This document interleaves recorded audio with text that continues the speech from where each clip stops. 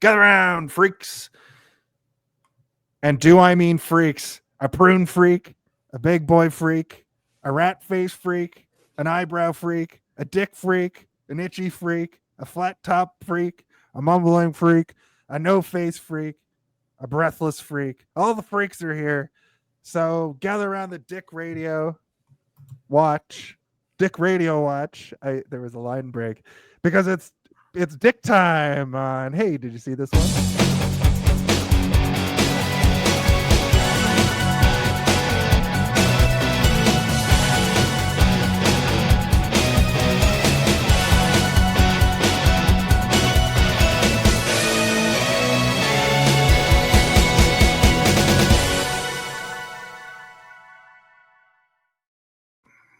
And welcome to Hey, did you see this one? The weekly movie roundtable review and reaction podcast where we just have to ask the question, hey, did you see this one? On this show, we take a movie, we pull it apart, and we leave no stone unturned.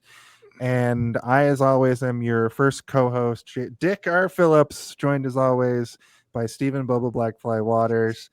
And before we get into it, I have to... You should have made your name Jason R. Dick Lips. That would have been funny. No, I don't want that to be in people's minds. That's fun, though. Before we move forward, though, last week I did forget to play this video for somebody. I just wanted to play it now at the top of the show for 205. Hey, Jason and Steve. I'm under a bridge right now. But it just occurred to me that you guys are going to do 205th episode of the podcast. So, I just want to let you guys know that I'm proud of you. And I know it's just going to be an all-timer. Love you guys. And of course, it was an all-timer. We started Noirvember. We're continuing Noirvember. It is episode 206 this week, and we are talking about Dick Tracy. Now, I'd like to welcome back to the show.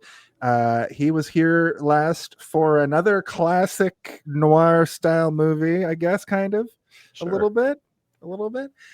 Please welcome back to the show, Graeme Pass. Welcome back.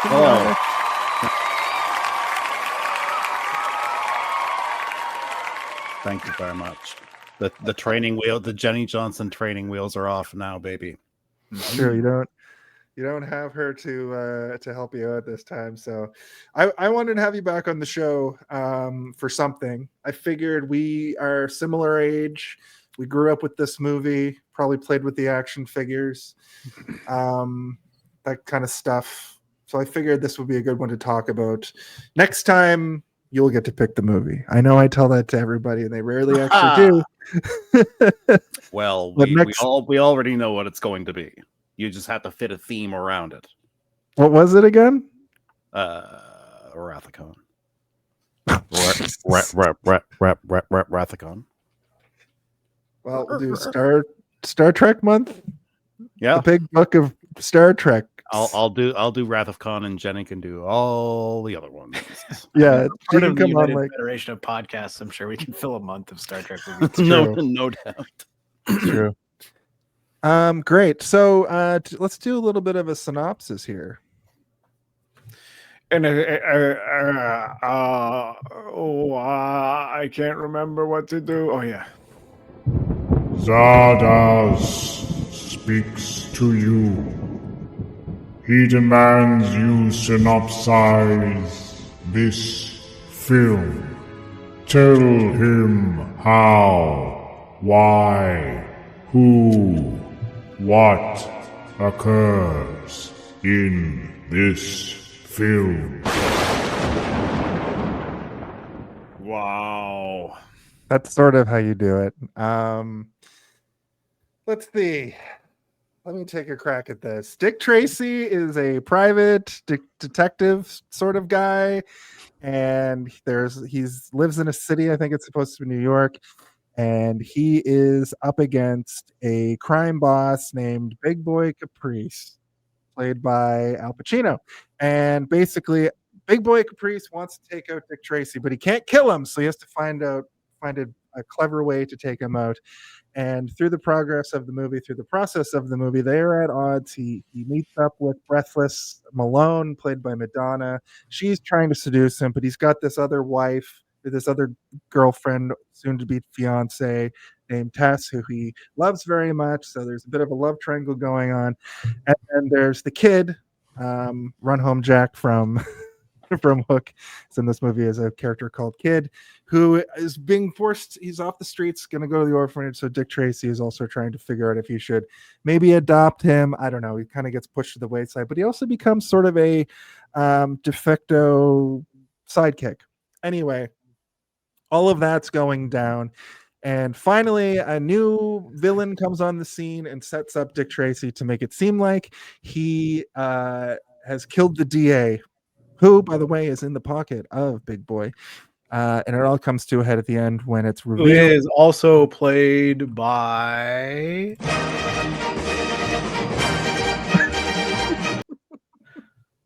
Dick Van Dyke. Dick Van Dyke. Oh, that's why I recognized him. I'm like, why does this guy look so... Yes, Dick Van Dyke is the DA. Dick Lots of Van... big hitters. Yes. Lots of Dick in this movie. Your It's name's Dick Dick. time. My name's Dick too. Wait, not my character though. Anyway, it all comes to it. Dick 4. It all comes to head when it's revealed that the faceless man is actually Breathless Malone, who has been playing the strings for the whole time, but she dies in a vicious shootout, and Dick rides into the sunset with Tess and Kid, and everybody goes home confused, I think. Yes, that's the movie. It's the only way it could end. Yeah, it really is. Also, it reminded me a lot of Batman 89 with Danny Elfman doing the score. And it also reminded me 2 years before Batman Returns would come out, had a very similar like villain. Al Pacino's Big Boy Caprice and the Penguin. Fucking wow. Mob boss. But anyway, I digress. We can probably go into our brief histories. A brief history. That's right. This is the segment of the show where we crack a beer and talk about our history with this movie. This week, since you're back and you're better than ever, Graeme, why don't you tell us about your brief history with this film? I have a memory of seeing this in the theater. I asked my father, I'm pretty sure you took me to this. Did we go see Dick Tracy? And he said, no, I don't think so. So maybe my mother took me. Maybe I was an orphan boy and I went by myself. But I specifically do remember seeing it in theater, and probably not since. There are a lot of things that are familiar about it. I think some through parody from other things. But the whole thing's pretty memorable given its production design and stuff. I mean, Jason and I would have been about, what was this, 1990? So we were like 7, 8 years old. I was 5. Yeah. I was probably still shitting my pants when this came out. I was a baby, by the way. I'm a Benjamin Button baby, so I was an old man. No, Steven is actually 65 now. They call me baby face. You got to be a face. Yeah. And anyway, it was a long time since I've seen this movie, and I had some memories that didn't pan out, were fabricated, pure fiction, probably confused with other movies. But some things really, like, as soon as I saw them, I was like, oh right, there's lots of that. Yeah, you can't forget Madonna. Like, just I forgot Madonna was in this. You can, yeah. Well, yes. Anyway, that's my history with it. It's been a long time. I like how behind Jason it just says ass.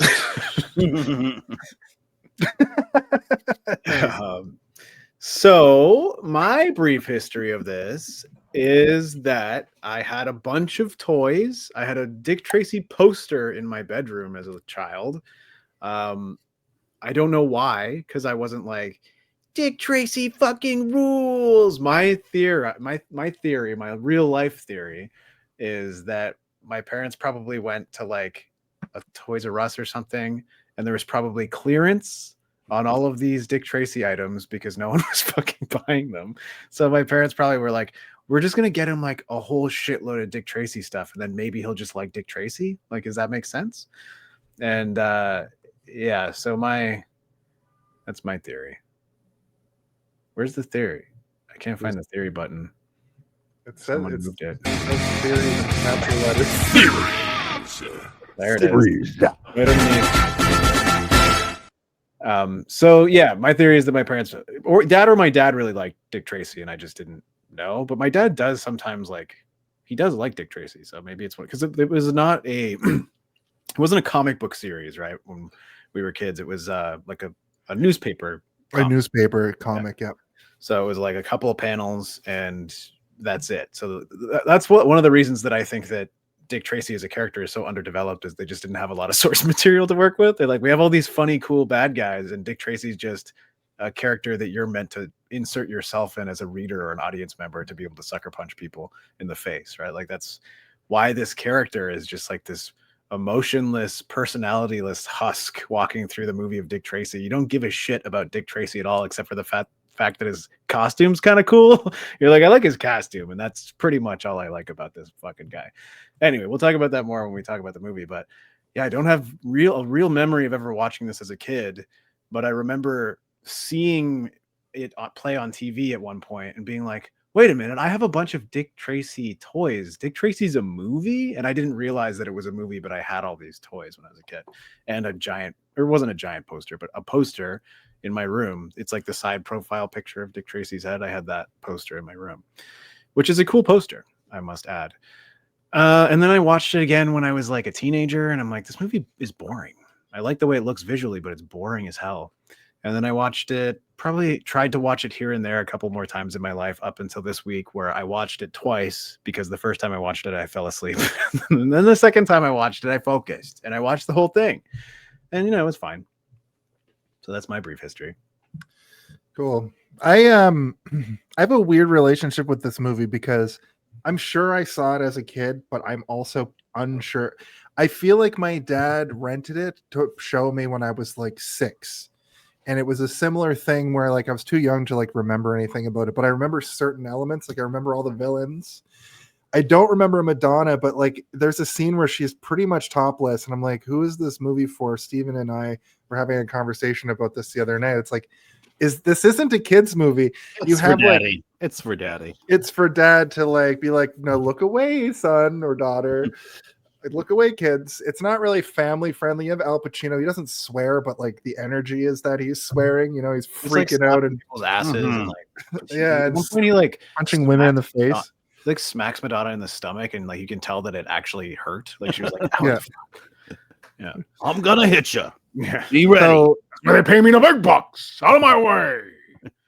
I did have like all of the action figures, and I'm pretty sure the car. Like I was looking at the I swear to God, Jason, my theory is correct. Both of our parents went to a Toys R Us, and all of the Dick Tracy shit was on like wholesale, where they like sell them for like 50 cents for a figure and like $7 for the car. And then you wake up on Christmas morning and you just have a shitload of a whole set.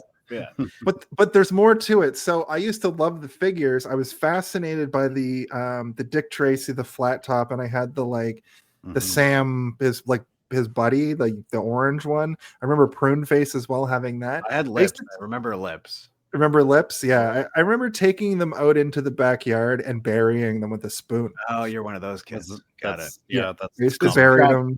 You seem like a kid that would bury his action figures for sure.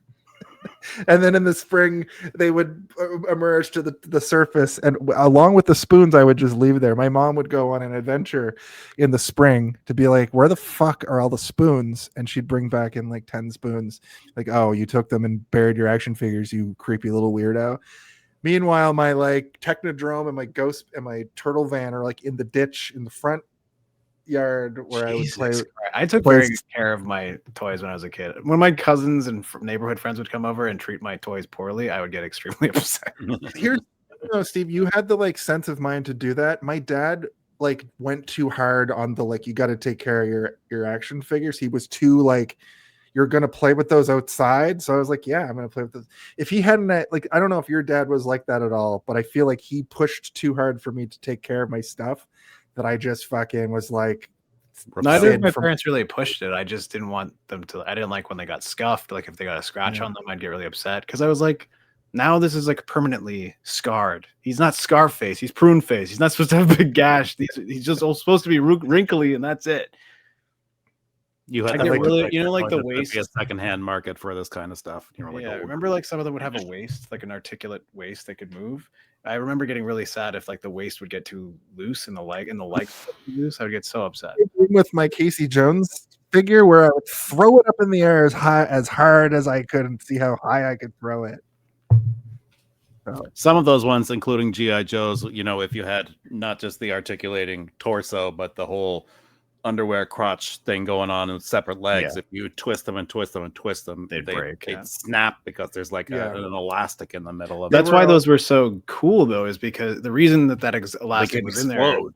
Yeah, but it was so that their arms could remain taut no matter how rough you are with them. But they didn't bank on kids being little psychopaths and like being like, tell us what you'll know, Snake Eyes, or I'll keep twisting.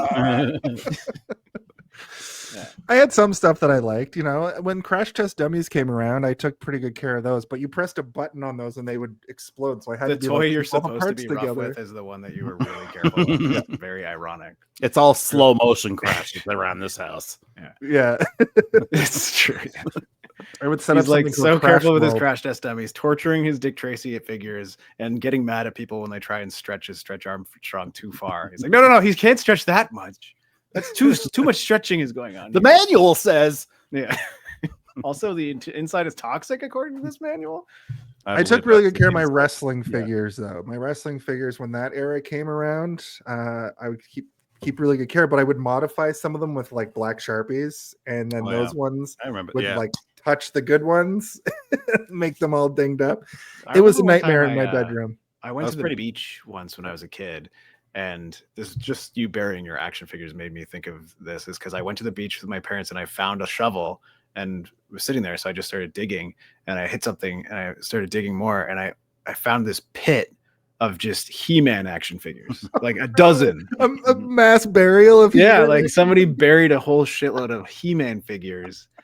And then I was like, Mom, can I take these? And she, like, you could tell this contemplation on her face. She's like, I mean, these could be here for weeks. They could be here for 20 minutes. I don't know if another parent is going to show up and see you putting all these He-Man toys into a bag. So she's like, no, but maybe just leave them on. Don't bury them again. I was like, okay. Why can't I have them though? It's buried treasure. And she's like, it could have been a stupid kid that buried their fucking shit around their I think parents. buried toys are fair game. Buried toys are fair game. I think so. I Yeah, think once so. you put them That underground, case- they're not yours anymore. My mom That explained case- it to me yeah. in a way that made sense to me, which was, imagine you buried your toys and you forgot you buried them and you came back to look for them and they weren't there anymore. And I was like, okay, that makes sense. I won't. They could be someone else's. But it's So like I a left needle them. in a haystack situation. Yeah, like but now Casey they're Jones- unburied. My Casey Jones, well, it's that you actually potentially did a good deed. My Casey Jones figure that I was talking about earlier, I found in the ditch in front of somebody's house, and I think I tangentially knew the person. So that's a You dick think you move. swiped your Casey Jones? I think I swiped somebody's Casey Jones. I think I swiped a Casey Jones figure from a person that you might have actually known thief. because it was up. It was up. You know when you go up Alderwood Acres and it turns to go up to the school, and there was that big hill. There was a row of houses, and I seem to remember you had like a friend that lived there. I remember seeing you in that neighborhood when we were kids. I don't know. Doesn't ring a bell. It doesn't ring a bell. This is another thing that I've heard from people. Dave Mader, friend of the show, also had this novelization of the book, and also he had like the movie novelization on tape or something. And he was telling me about trips from Halifax to Montreal where he would listen to this like Dick Tracy tape, and it sounds an awful lot like this novelization situation that Sweetheart Pro Wrestling is talking about. And also, just as an aside, I also feel like I remember the Madonna scenes, but also I don't. So maybe it was like, turn your head now. Naked Madonna's on the screen. Yeah. I don't really remember any of this movie except for Tiny Face because he freaked me the fuck out when I first saw him when I was a kid. Yeah. Yeah, Little Face and fucking Flat No top Face there. also. I had the No Face action figure, I'm pretty sure too, and I was like, what is happening? I'm captivated. He had no face. Scary. He also sounds like Princess Leia in Return of the Jedi when she was like, "Yate, Yes. yoto. Yes. Good point. Relax, you have Indeed. hibernation sickness. Your The, eyesight will return in time." All right. Quiet on set. Are we rolling? Okay, let's shoot this piece of shit. Sound. Speed. Action! That was impeccable timing. Thank you. What a weird story this is of Dick Tracy being made. It's almost more interesting than the conversation we're going to have about this movie, I bet. Mhm. Well, the budget was 47 million, and it did well. Had a domestic gross of 103 million, and there was supposed to be a sequel, but it never materialized. But sorry to interrupt you, Steve. Go ahead. The box office was actually 162 million, and it had an additional additional $60 million on home video purchases and rentals. So it did extremely well for its budget. It is very weird that they never made a sequel, and I don't know why. And actually, I do know why. Warren Beatty. The answer is Warren Beatty. Anything that, if you ever have a question as to like, why didn't they do this, or this? The answer is almost always Warren Beatty and his weird contract that he got signed before. So I forget what the company is called, but there was it's not the ones that produced the movie, but there was a movie production company that owned the rights to the character and all film rights basically. And they sold those rights to Warren Beatty within perpetuity, meaning that he had to make a project within a certain amount of years in order to maintain that. But the contract was so fucking flimsy that he had so much leeway. They didn't have written to the contract that it has to be a theatrical release movie that's up to 90 minutes or plus. It didn't have to star. I think it only had to star Warren Beatty as Dick Tracy. Like that was like the one rule. And so as we saw before we did this show, for those of you that are not watching the pre-show for this, we did a little deep dive into the subsequent adventures of Dick Tracy after this movie, and it's The all worst Warren adventures possible. It's all Warren Beatty as Dick Tracy doing interviews about this movie. It's never a real adventure. It's just him sitting down and being like, "You got to eat pomegranates. They keep you strong like Popeye." And then the one we watched was only from 2 years ago, which again is Warren Beatty clinging onto the rights of Dick Tracy, where he sits down once again as Dick Tracy, talking to himself as Warren Beatty and two other interviewers. And it's the most unhinged, uncomfortable, awkward thing you've ever seen, where he's just like, it's almost like an old man rambling in a Halloween costume to his own reflection. It's very, very strange. But yeah, he bought the rights for $3 million as well, which sounds like a lot, but the fact that he has been able to maintain the rights for so long, is probably still making money off of this. Not a bad deal that he's been able to hold on to it for so long. The reasons why it doesn't get anything else in terms of sequels is not entirely clear, but he has been teasing it for almost 3 decades at this point, saying like, I'm thinking about making another one. I have an idea and maybe we'll do it one day, but you know, not until the time is right. And it's like, bro, you're going to fucking die soon. Give it to somebody else. To the point that I'm like, maybe it is just that it's been so long and there's been so much criticism of this movie. And then he's also criticized it himself for so long that he just doesn't want to give it to anybody else because he's worried that they might upstage his beautiful work as a director on the movie Dick Tracy. I don't know.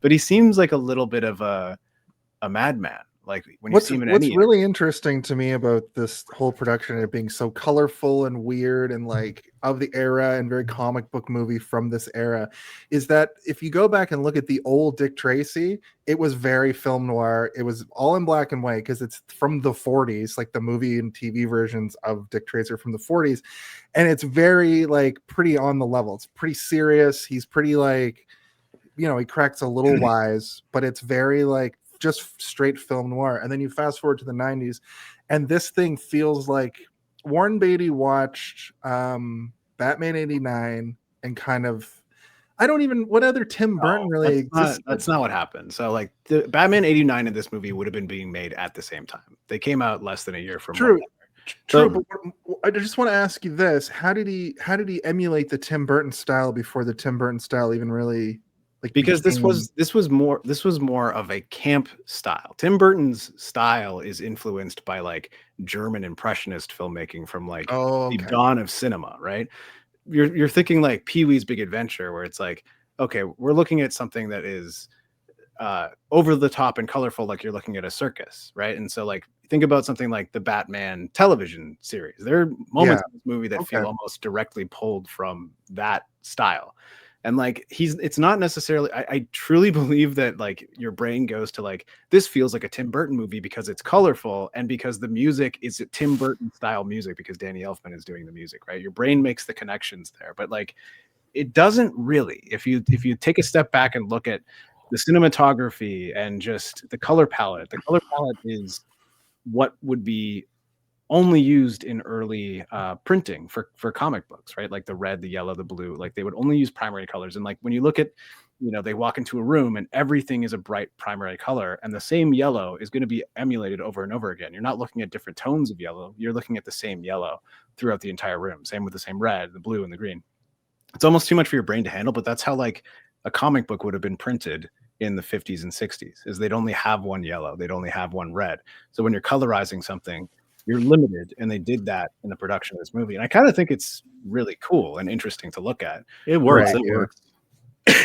Same with they're the really committed to it. Yeah. So this is similar to Ang Lee doing what he did with the Hulk, and he tried to make the movie look like you were reading a modern comic book, where it would be like a scene, A little bit, except freeze, and then it would go over to like another whereas scene inside a page. Ang Lee was like literally trying to emulate the vibe of reading a comic book panel to panel with your eyeballs, but like the screen is doing it, whereas this is just like the color palette of a comic book and the framing of a comic book, where it's like I'm painting a picture. How can I make it the most interesting? I'll have the camera really low and I'll have a lot of negative space behind the character as they're talking, with maybe a few things to break up the horizons at the bottom. And then there's a bunch of empty space that you populate with things to make your eye go, ooh, ooh, ooh. And it looks interesting. And it works in this movie, I think, but it's almost like the movie itself feasts a little bit too hard on those moments. And so you're sitting here in a room that's shot really well, with characters wearing interesting costumes, with the entire thing being painted with like an incredible color palette, but the content of what you're watching is boring and is drawn out, and there's like this fucking 8-minute conversation between a bunch of criminals that should be maybe 3 minutes, but it's way too long, right?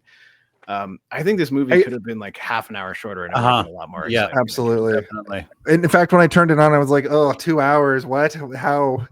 That's with credits too. I think it weighs in even a little shorter, unless you're watching like the director's extended edition, which you often the Warren Beatty cut where he to actually on this includes one, yeah. both interviews, and then at you're the like, end. why does this suck? Why is it so bad? I did like the forced perspective stuff that they do in this. That does feel like you're looking at a comic panel, like a newspaper comic panel specifically. And there were some really unique shots. There were a lot of great matte paintings, obviously, but there were the scene where he goes and he like fights kid's dad, and the house is rocking back and forth. And I don't think that's his dad. Or his. I call that the train yard meat man. That's what he's like. He only eats raw chicken, and his role model du jour. Yeah, exactly. Yeah, he's just covered in. Bring me some watches, kid. I need some more watches. Yeah, he's and some raw meat. Yeah, and he's all hairy and gross. But he has like beard hair on his forehead somehow. You're like, oh. You don't get a good look at him, so you're left to just make it up in your head. He kind of looks like a lollipop that got left in the sun, dipped in a puddle, and then thrown under the couch for a while. You pull it out. That's what this man looks I think he got his own action figure also. His name was the Train Yard Meat Man. He's like ugly. Don't you guys read comic books? Some more production stuff is like, Madonna had a companion album that she made to this movie, where some of the songs that she performed in the movie, which she didn't write, but I think the songs that were written by Stephen Sondheim, the guy who did Sweeney Todd, a bunch of Broadway stuff. And I believe he won an Oscar for this movie as well, which is wild. This movie won like 4 Oscars, by the way. Which you're like, it was nominated for 7. Al Pacino was nominated for a Best Supporting Actor for that thing. Listen, That he did a thing- good job. Yeah, I mean, he was He's in a he was separate a movie. he was a version of Al Pacino. He was. Yeah. I Yeah. think But I mean, feel like he was also really in there too, like in those scenes where he's like getting the girls going to dance and stuff. yeah, he's like, You know, very high energy. Aside from the slapping them around in the butts and stuff like that, you know, he's putting himself in there to be like, oh. it is goofy. It is He goofy. definitely puts himself out there. And I'll say his performance is not bad. Like it's not a bad performance. It's not an Oscar-worthy performance by any means, but it is like It's not out of bad. control. Also, a fun fact about that is like the guy who did the prosthetics for him in this movie ended up bringing him. He liked because they designed that look together, right? Like Warren Beatty, Al Pacino, and the makeup artist. They all designed that together, and then that guy ended up being his like main hair and makeup guy for the rest of his career, basically. So he's like, anytime that guy, Al Pacino. Al Pacino's like, That's wild. You're with me now forever. I love that fake chin you gave me. Hooah! you know, Wasn't Scent of a Woman like very close to this movie? yeah, this is around the same time as. I also think didn't Godfather 3 come out the same year as this movie? Like, anyway, Oh, Scent of a Woman was 92. yeah, And he won Godfather one of 3 the- came out the same year as this, I think. But yeah, it's like he had this Yeah, weird. that's right. It's almost like this energy infected the rest of his career. The decisions he was making. Hooah! I mean, he was nominated for an Oscar for this performance, so maybe he's like, Listen, this is what the people love. This is what they're gonna get for the rest of time. Yeah, I don't know, man. Serpico's got a. You can see what Pacino's going to become in Serpico a little bit. He's not as dialed up, but towards would the be end of great, that though, movie, if, he's like, going the around. rest- "Hooah!" because this guy was his makeup artist for the rest of time, it'd be great if every movie since then he just had like a weird prosthetic, like in Scent of a Woman. He just had like, He's like, listen, man, I just want really big ears for this or something. Can you give me big ears? Or maybe give me like some sort of strange eye scar, like I got clawed by a tiger or something. it's like this. You're playing a lawyer in this. I don't care. I want something weird. Yeah.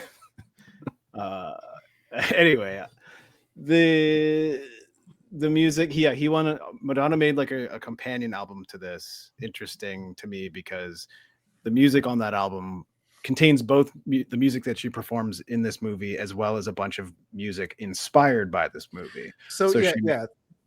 There were 2 albums. Is that what you were going to say? For what?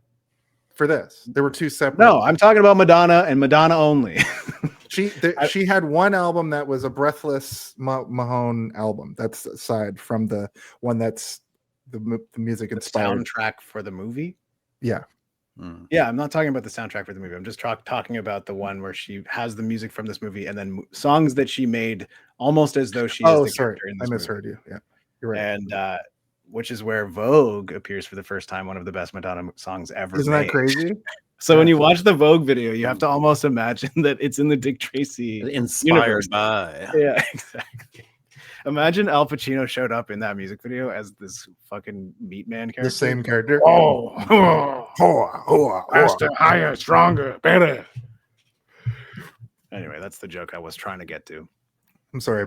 So I wanted to mention that because here's something interesting I forgot to mention in my brief history. I had the cassette of the Dick Tracy soundtrack, specifically the one that has it had like the only song I actually heard in the movie was like the song about Big Boy like doing it, like the kind of doo-wop song. But then it was the Whiskey Talking Not Me at that point when he walks into the greenhouse is on that album. But there's a whole bunch of other songs on it, including an Ice-T song that is just like a weird rap Dick Tracy weird with like like the radio Recapping the voice events of or yeah, but like through the radio voice is like in between, and which is also crazy it because they had don't even have the the radio. radio voice. Yeah, Ice-T is technically a radio voice. Yeah.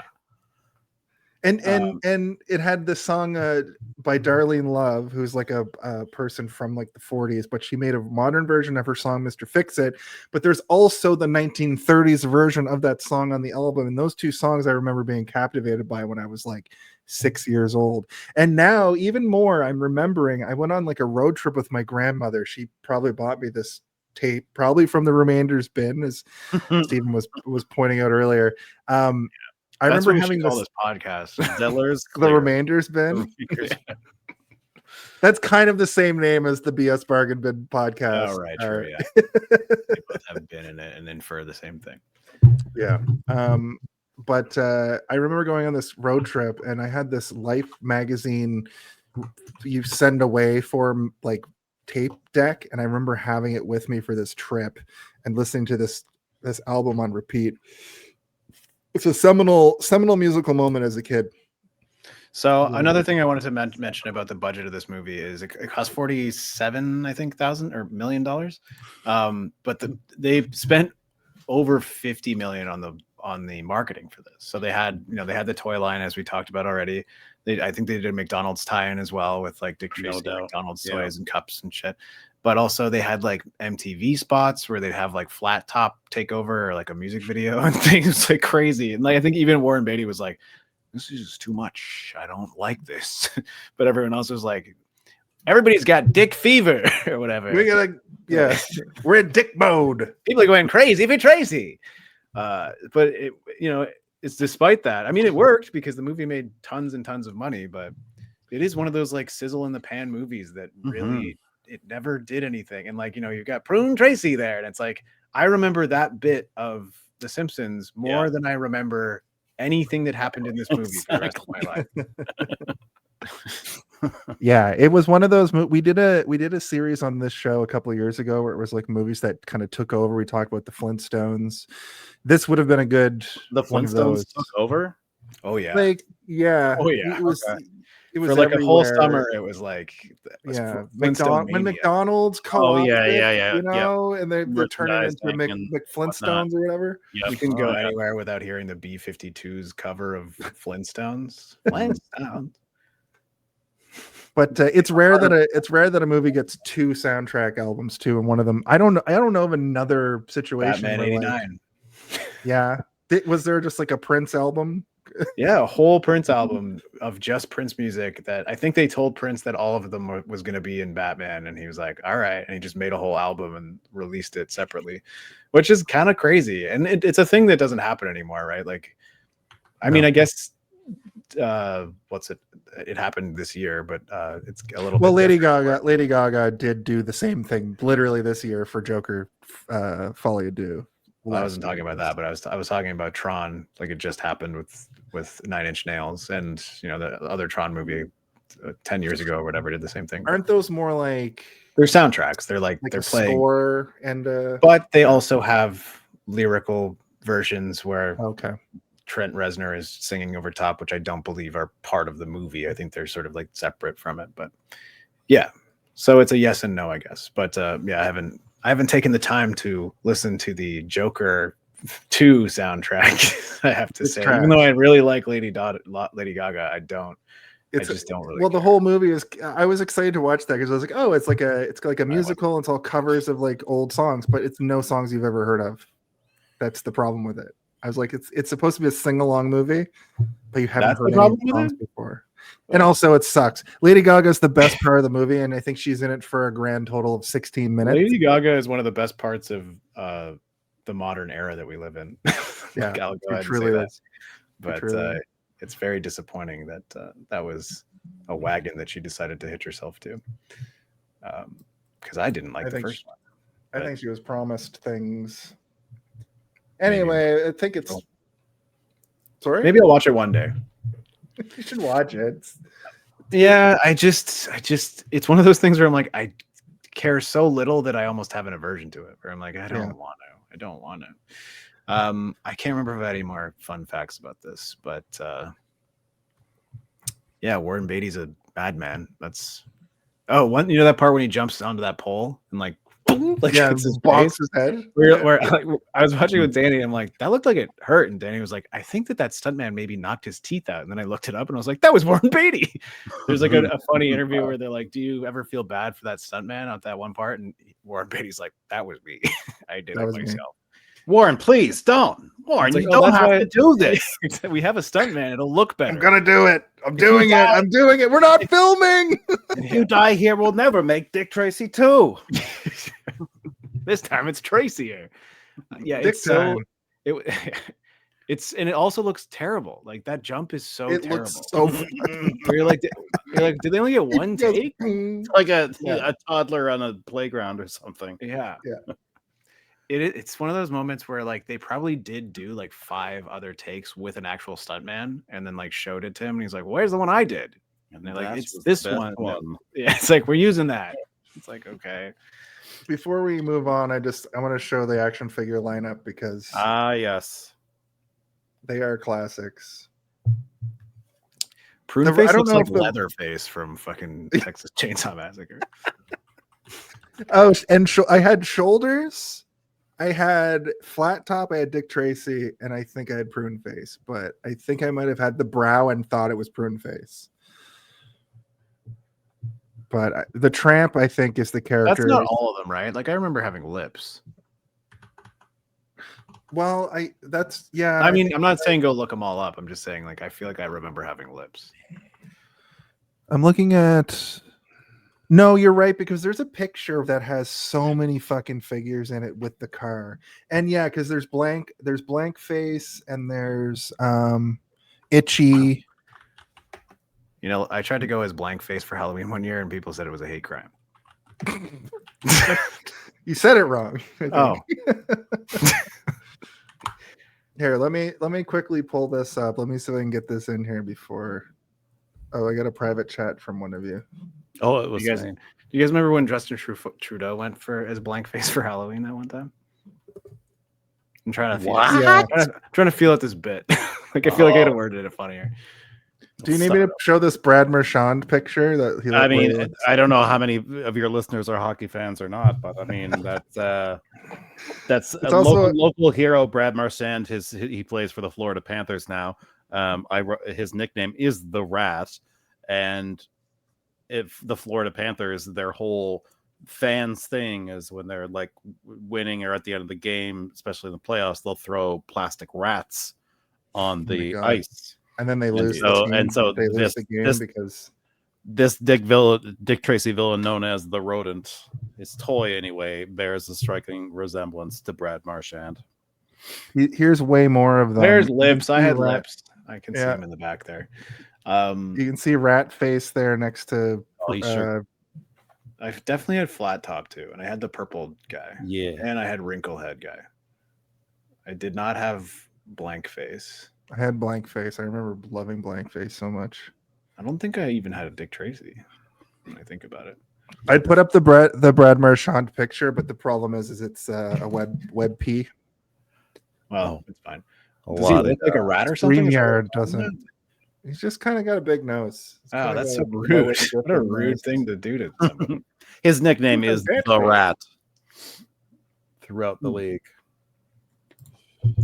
I put on the Vogue music video of Madonna, and I'm like, imagine how awesome this music video would be if it was just all those crazy prosthetic villains dancing.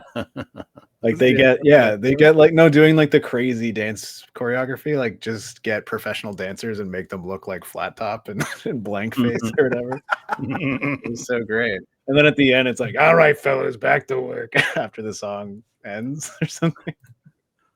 So speaking, before we get into it, because I don't know where I would say this, I was talking before during my history of this of having misremembrances of this, of like I thought this was going to happen, and when I was talking to Jason, I could have swore that there was some kind of vats in this, vats of acid, vats of goo. Right. I thought it was a part of it, confusing it probably with RoboCop and Roger Rabbit, and it seemed like anything of that era had some vats with dangerous liquids in them. And so with starting this when I watched this movie again, like I remember Flat Top and like Little Face But even through like the first half hour, I was I don't know if I was waiting for a VAT situation to explain these mutants, or like, okay, so when are you gonna just like, when are you gonna say why these guys look this way? Yeah. And why is it only the bad guys? But I think I saw one cop that also had a fucked up face. But that was a bad guy pretending to be a cop. Oh, that's right. Yes, I Yeah. forgot about that. I didn't get that till later. But even like Manny yeah, Patinkin, so- like it doesn't look that messed up, but his hairline's almost too far back or something. Like, and he also has a weird laugh. Like everybody's crazy. He's got like a Jimmy. He's like a Jimmy Carr laugh. And then when they have the big meeting with all the criminals, like there are some of them that aren't mutants. So Yeah, but they're mutant adjacent. Like James Caan has a fake nose that makes him look like he's like carved like an Easter Island head or something, you know, like right, and all those background guys that we're talking about probably just have like the really fucked up ear, but you can't see it because it's on the other side of the frame. But you know, also I got to imagine that some of these guys, like it probably takes like 8-9 hours to get some of these dudes in their makeup. True. Right, where it's like we can't do Like this little for faces in the movie for 4 The seconds. makeup artists are like, please, my digits, they're fucked up. I've been painting this guy's freckles for 6 hours. Did they just use the same prosthetic for Littleface that they used for a Bobo in Double Dragon? they used it in Dick Tracy, and then they carved it down a little bit for Littleface is one of those prosthetics though that like you almost want to see it, like you want to see a different angle where they did a different one, right, with an actual little like animatronic face from far away to make it look like it's talking or something. That era of filmmaking. Yeah, Turn him exactly. fucking fat. That's how Fucking most Batman. That's how most Batman villains. Why wasn't there a vat man? Yeah, I don't know. I got thrown in a fucking vat. As soon as you said vat, he was bit by a radioactive vat. Yeah. As soon as you said vat, I was like, where do I drop in the you'll never catch me this time, Vat Man? But I couldn't think of a good way to drop it in. But that guy, the Vat era filmmaking is good. But all those guys at the beginning are actual like Dick Tracy villains from the Dick Tracy comic strips. And Warren Beatty, like to his credit, when making this, he's like, I want to put every single one of these guys in here just in case I don't get a chance to make another one of these movies. I want to put all of them in anywhere that I can. But like he puts like 6 of them in that first sequence, and then they all get fucking blown away by Hot Top or whatever his name is. What's it called? What's his name? Hot Top Soup or something? Flat Top and Itchy are like the 2 main guys who exist right to the end. Flat Top looks, you know, distinguished and insane. Itchy has like a weird nose. He's got like a Popeye nose, and he scratches, but he only really scratches in this movie like once or twice. So I was like, what is his thing?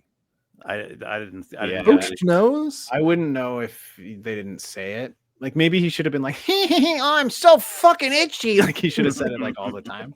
Can't stop scratching. Every scene. Will you shut up? Yeah, stop scratching. China.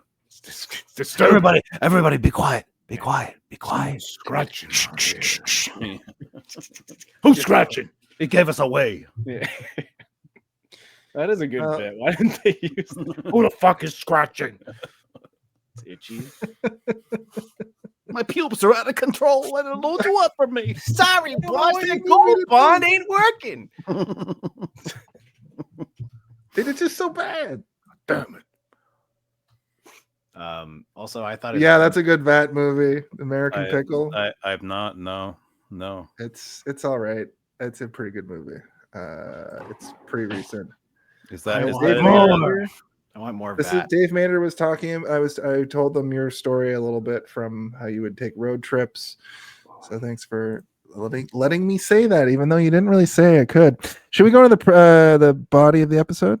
Yeah, I could talk about the production of this forever. It's crazy. There's so many things I didn't even hit, but maybe I'll try and slide them. Oh, Madonna were Madonna and Beatty Warren Beatty were dating. going at it during together at this the whole point, production. Posed to Is it her a boner of this movie to marry. That's what a YouTube video told me.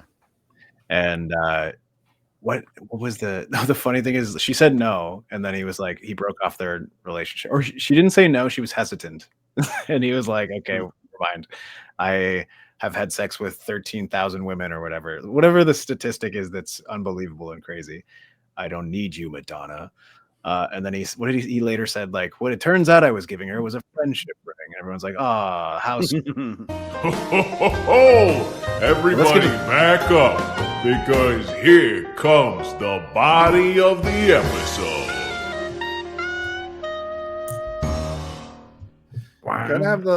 Gotta have the long body for this week's body of the episode, because that motif fits for this month. It's interesting how that turned out. But this is the segment of the show where we kind of break down the whole movie. That's what I designed it around, was a femme fatale. Yeah, perfect. Not interesting. That's why I put legs all over her. That's why I put legs all over her. Come on. Look at her legs. Look at the lady. blonde ambition tour over here. Well, we sort of talked a little bit at length already about various elements of this movie, which is interesting because of the fact.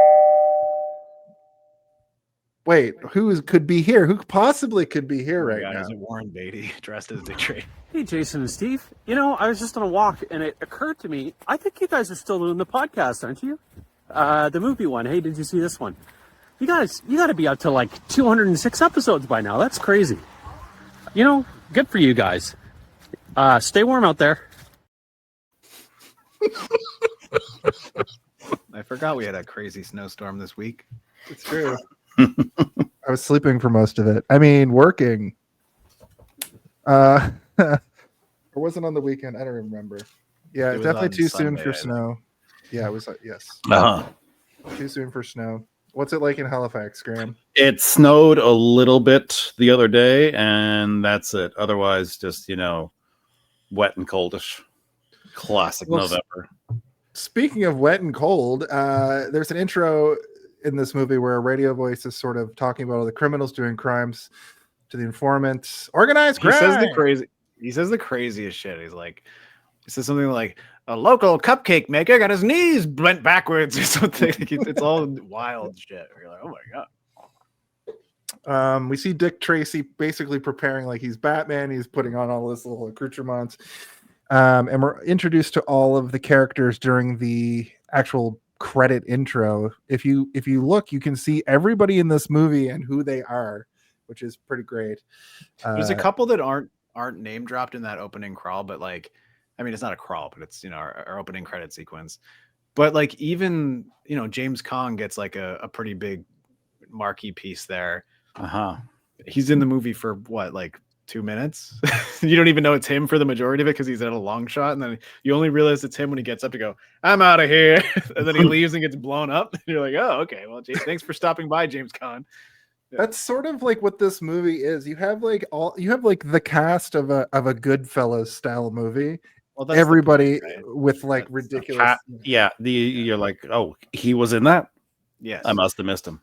This is one of those things where he populated his movie with famous people because he knew, he thought it was going to be huge, which it was huge, and he didn't capitalize on the hugeness of it when he should have. But it's not like a Batman movie where you've got maybe a huge name for one interesting character, and then everything else is just character actors that you sort of recognize or aren't in anything else. This movie is like every single person is somebody big, and if they weren't big at the time, they're pretty big now, or they were already sort of big for something before this. It's fucking crazy. Kathy Bates shows up for 2 seconds. It's like Avengers Endgame level of people. Might have well has been orange portals opening up and people saying I'm on your left the entire time. When I saw Catherine O'Hara was in it, I was like, oh wow, but I to be honest, I don't remember where she was. I could have just would have been young at the time. Snapped it up. Who is she? Catherine O'Hara? I know who Catherine O'Hara is, but who is she in this movie? Help. I have the movie. She's one of the dames. She's one of the dames, She's one of the named dames. She's the third dame. She's the third woman that has a line, maybe. Seymour Kessel's in this, and as Sam Ketchum. Isn't that the name of the Pokemon trainer?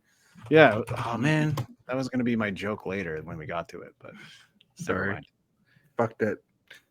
Her name is Trixie Garcia. What the fuck? I didn't even notice her either. Oh, no, she's just in that room with all the people. She's just sitting there. She's name dropped in the opening, and I think she also has a character name. Something tells me that Victor Garcia. something tells me that room, the crime boss sequence, all those guys were supposed to have more lines. Everybody in that room was going to have something to say, and they just cut it all because they're like, we can't have a 25-minute sequence of Al Pacino crushing walnuts and being like, "What, you guys don't like walnuts over here?" And then all of Warren Beatty's friends Beetlejuice from Lady all and of the Tea. history of Hollywood are just have one line. Yeah. Like Kathy Bates is one line, and I was like, Kathy Bates, what the fuck? That was my theory of this. Was It's either Warren Beatty called in a lot of favors, or Warren Beatty had a lot of dirt on a lot of people for this movie. I think it's weird in the opening title credits to give so many character names. It's one thing to be like Warren Beatty is Dick Tracy, this guy is the kid, and like, okay, but when you just start there's like a couple pages where it's got famous actor is, legs or fucking T-bone. Mumbles. None of this is gonna stick with me 20 minutes from now.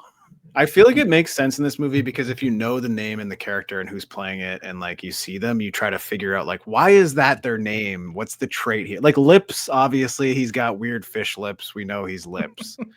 Prune face looks like a prune. We understand that, but this guy's name is Scratchy or Itchy, and he's like, I'm freaking itchy over here. Like you're like, okay. But then there's a couple that you're like, what?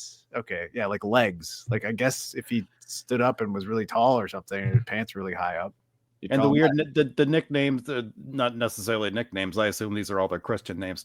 Aren't just for the villains either. Like they Bugs, right? Dick Tracy's one of the other officers or whatever who bugs stuff. I assume that was the guy with the big ears. The guy with the huge ears is Bugs because he bugs he's the listening guy. Yeah, I assume that was. Yeah, which wouldn't you call them ears or lobes or something? Lobes. What's his thing? Yeah, what's he can wear lots of earrings at once. Bug Bailey. He fucking fucks up by spilling his coffee.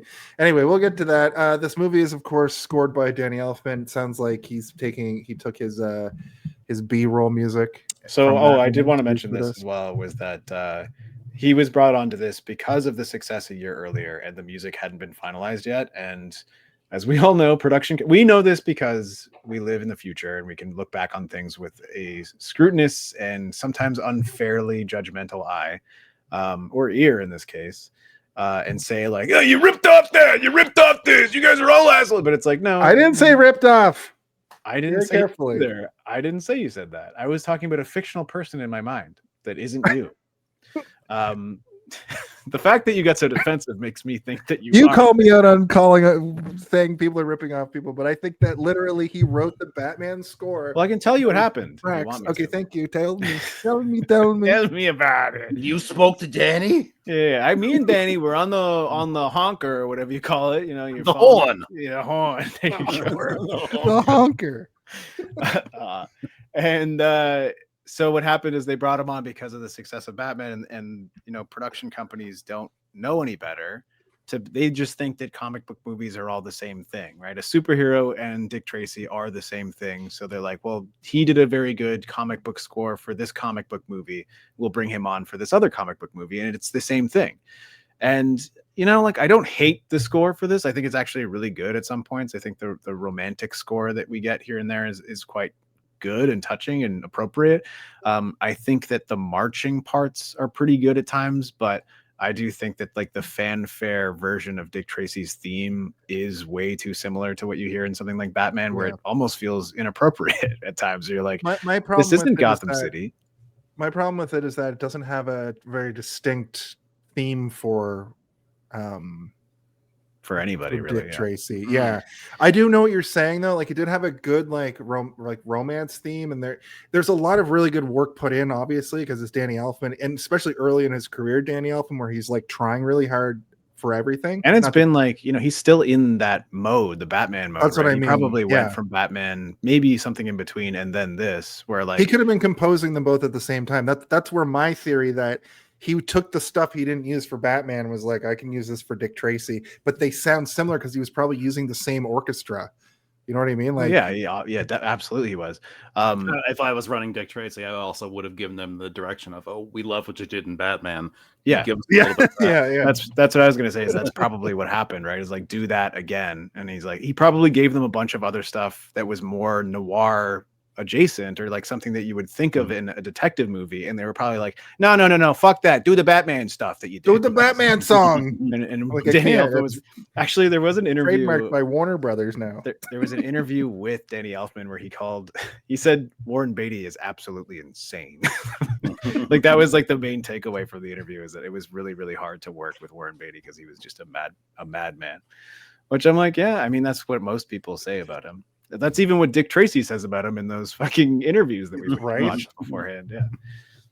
I like the idea that I'm making this up. This is just me saying this, but Warren Beatty shows up to like the first script read with a script that's like 400 pages long. It's like, I'm making this movie and all my friends are going to be in it.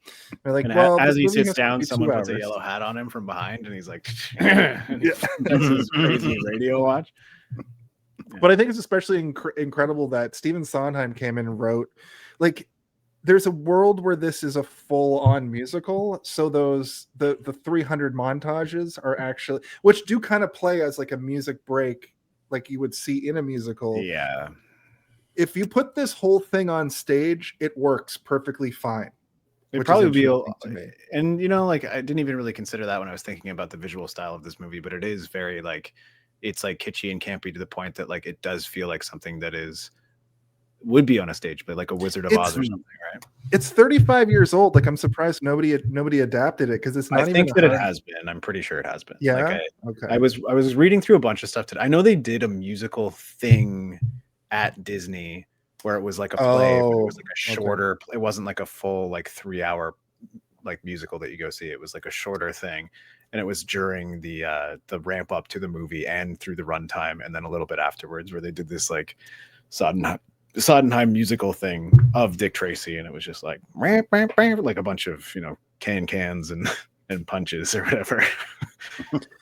But I could see this coming to Toronto in like 2030. Like it's back finally. It's long-awaited rerun in Toronto. There are so many people out there pining for Dick Tracy the musical. Bro, I went to the Beetlejuice musical and I went to the Back to the Future musicals, and people were eating that shit up, and they weren't even that good. And when you left, there were people on the streets with signs that said "Show me your dick" on them, like "Show me your dick." Yeah, it's dick time. Yeah, it's dick time.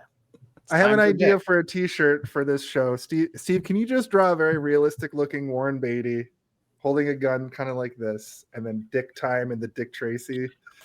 Sure. I could probably do that. I've been thinking about it all week. That's V1. Let's just get some feedback on that one. Dick time. Yeah. Or it's time for Dick, or Dick's back. Or backdoor Dickie. Dick ride. Dick Tracy really never inspired a fandom in the way that not even a little bit. Even Beetlejuice had, despite being a one-off, one movie and a cartoon, still like people remember it. But why was there no Saturday morning Dick Tracy cartoon? This would have worked perfectly for a Saturday morning cartoon. It probably would have, and it would have probably had a little bit more impact on people like me who never saw Beetlejuice until I was like a young teen, like a 12-year-old basically, but I watched the Beetlejuice cartoon all the time as a kid, so I had this affinity for Beetlejuice that didn't exist, and even the poster of Beetlejuice for the live action movie like frightened me when I was a kid, and I was too scared to watch it, but I watched the cartoon all the time. And then when I eventually did watch Beetlejuice, I was like, this fucking rules. I love this shit. And maybe that's what Warren Beatty should have been, using that $3 million that he spent wisely and started pouring the resources he got from this movie into other things like that. And maybe we would have a whole Dickie world. We'd be living in a Dickie world right now. If that was Dick world. No, instead we got Dick Zooms In or whatever the fuck on YouTube in 2023. He didn't even do it during COVID. He did it like right after COVID. Right at the end. They kept being like, well, we could do something. I just heard about this Zoom thing, guys. Yeah, wait a minute. What you been doing? I've been in quarantine for several years, and he's been wearing that Dick Tracy costume the whole time in quarantine, probably. Oh, for COVID? And he's like, Tracy face. What? COVID? Yeah. I came up with a new character. His name's Dick Face. He's the evil Dick Tracy, and Dick has got to fight him. It's me without a hat on. That's just you, Warren Beatty. Yeah, I'm Dick Face. Okay, well, he's crazy now. Let's get a few Just to pages out move of this. just to move the movie. So Dick forward a Tracy little- and Prune Face, they get into the machine from The Fly, and it comes out, and it's called Prune Dick. It's called Prune Dick. You can just make 3 separate movies of this, and It's the Dick universe, the DCU. Warren, there's already a thing called the DCU. What? What? The heck are you talking about? Pomegranates. Pomegranates. You could get a blueberry in there if you're feeling risky. All right, we haven't even Uh, started. Right. talking Okay. about So Flat Top comes into a group of these weird looking criminals. I think Ratface and fucking Little Face are there. And I wrote, Warren Beatty directed this. At this point I had forgotten about all of that element. Dick gets called This out is of the only part that opera. I really remember from my childhood is this Me table too. of like creeps playing poker, and they Yeah. all have weird voices, and it's very cartoonish, but it's super effective and like good. Like I like it. I think I'm very sold the entire time that I'm watching this, and I'm quite excited for the rest of the movie. Being like, look at all these fucking weirdos. I love this. I love that guy's forehead. Looks sick.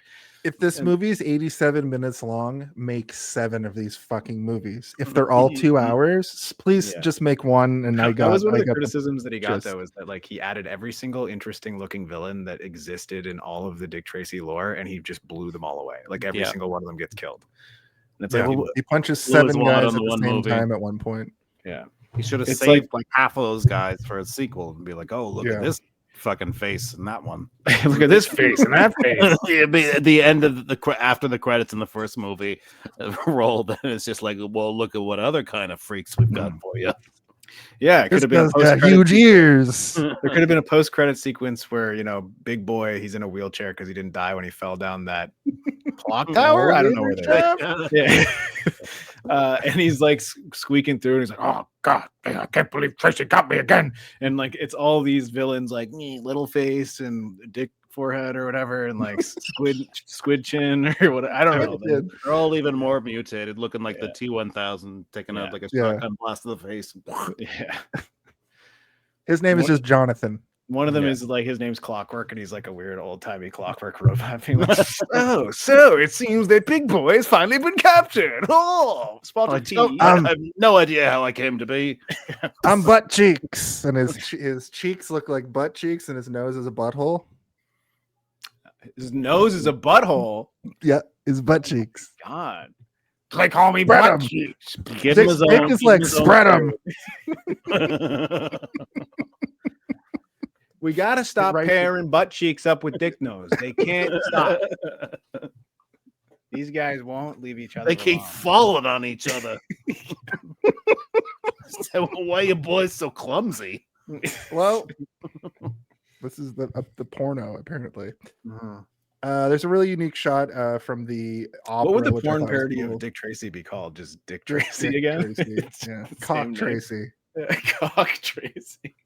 In fact, Simon Fraser, who got the movie right, I let him get it right by guessing Cock Tracy. So shout out to Simon Fraser. Right.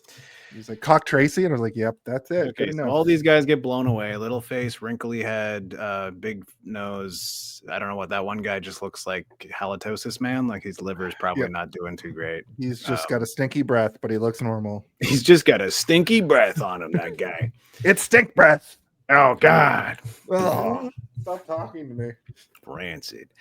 But then Flat Eat Top, lead. the hottest. Eat of lead the- written in. Yeah.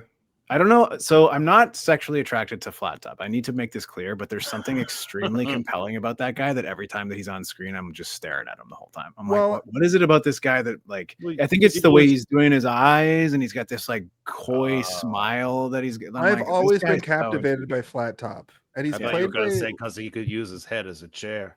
Oh, You want to sit on my face? I'm like, I don't really want to sit on your face, but the top part, Oh, the top part I'll sit on. skull me, baby. Give me the he's skull. played by William Forsythe, who is like Yeah. from lots of stuff. He also, William Forsythe also is one of those guys where you're like, if you see him in real life, you're probably like, whoa, look at that guy's weird face. But like on camera, Yeah. you're like, look at this interesting faced man. He's got an interesting face.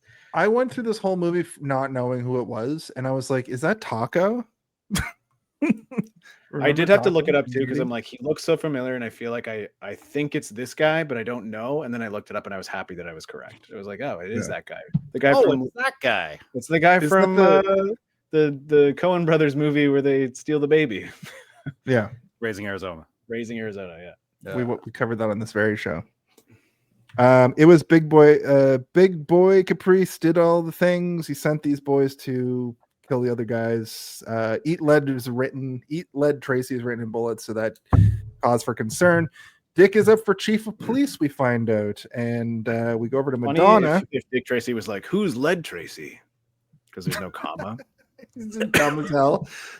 I like a version of this movie where Dick Tracy is stupid, like way dumber than he already is in this.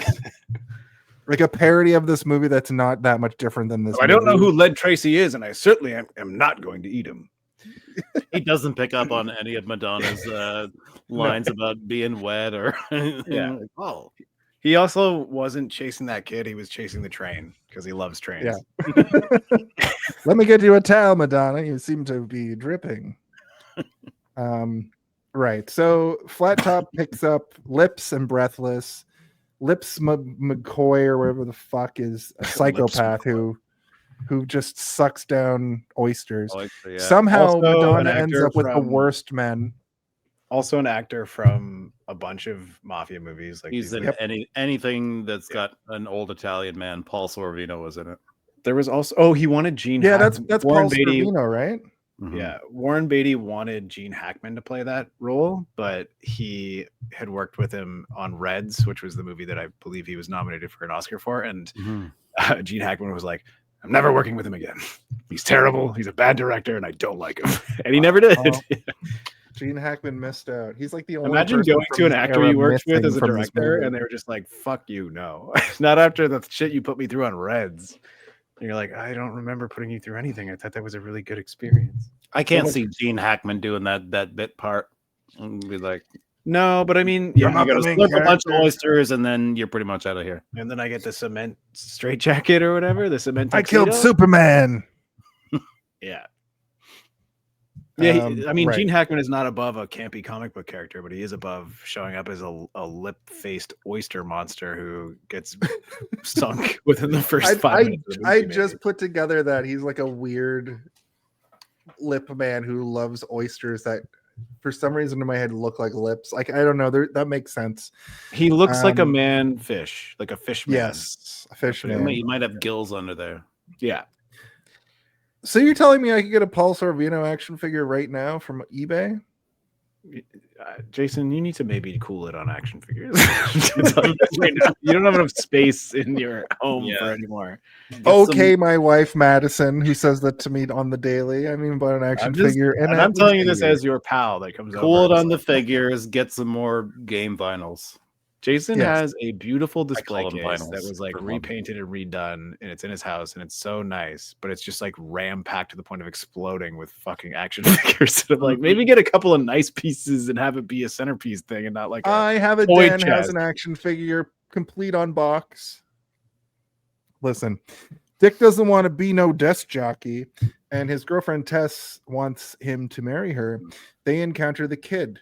At the they beginning encounter of the movie. kid. Dick Yeah, chases the kid, loses Dick, and we see Kid go into his shack with the Nightmare Man, known as the Tramp, based on this action figure set right here. Which is interesting to note that we know what his fucking name is. It's the Tramp. They have a great fight where I mean, he I like beats- my name better. What was your name for him? The Train Yard Meat Man. Oh yeah, the Train Yard Yeah. Meat Man. I do like that better. You're right. This fight is great because I mentioned it earlier, but the house like goes to the side and to the side, and then That's a breaks very forward and yeah, they it's a very go tussling out of cartoony, it.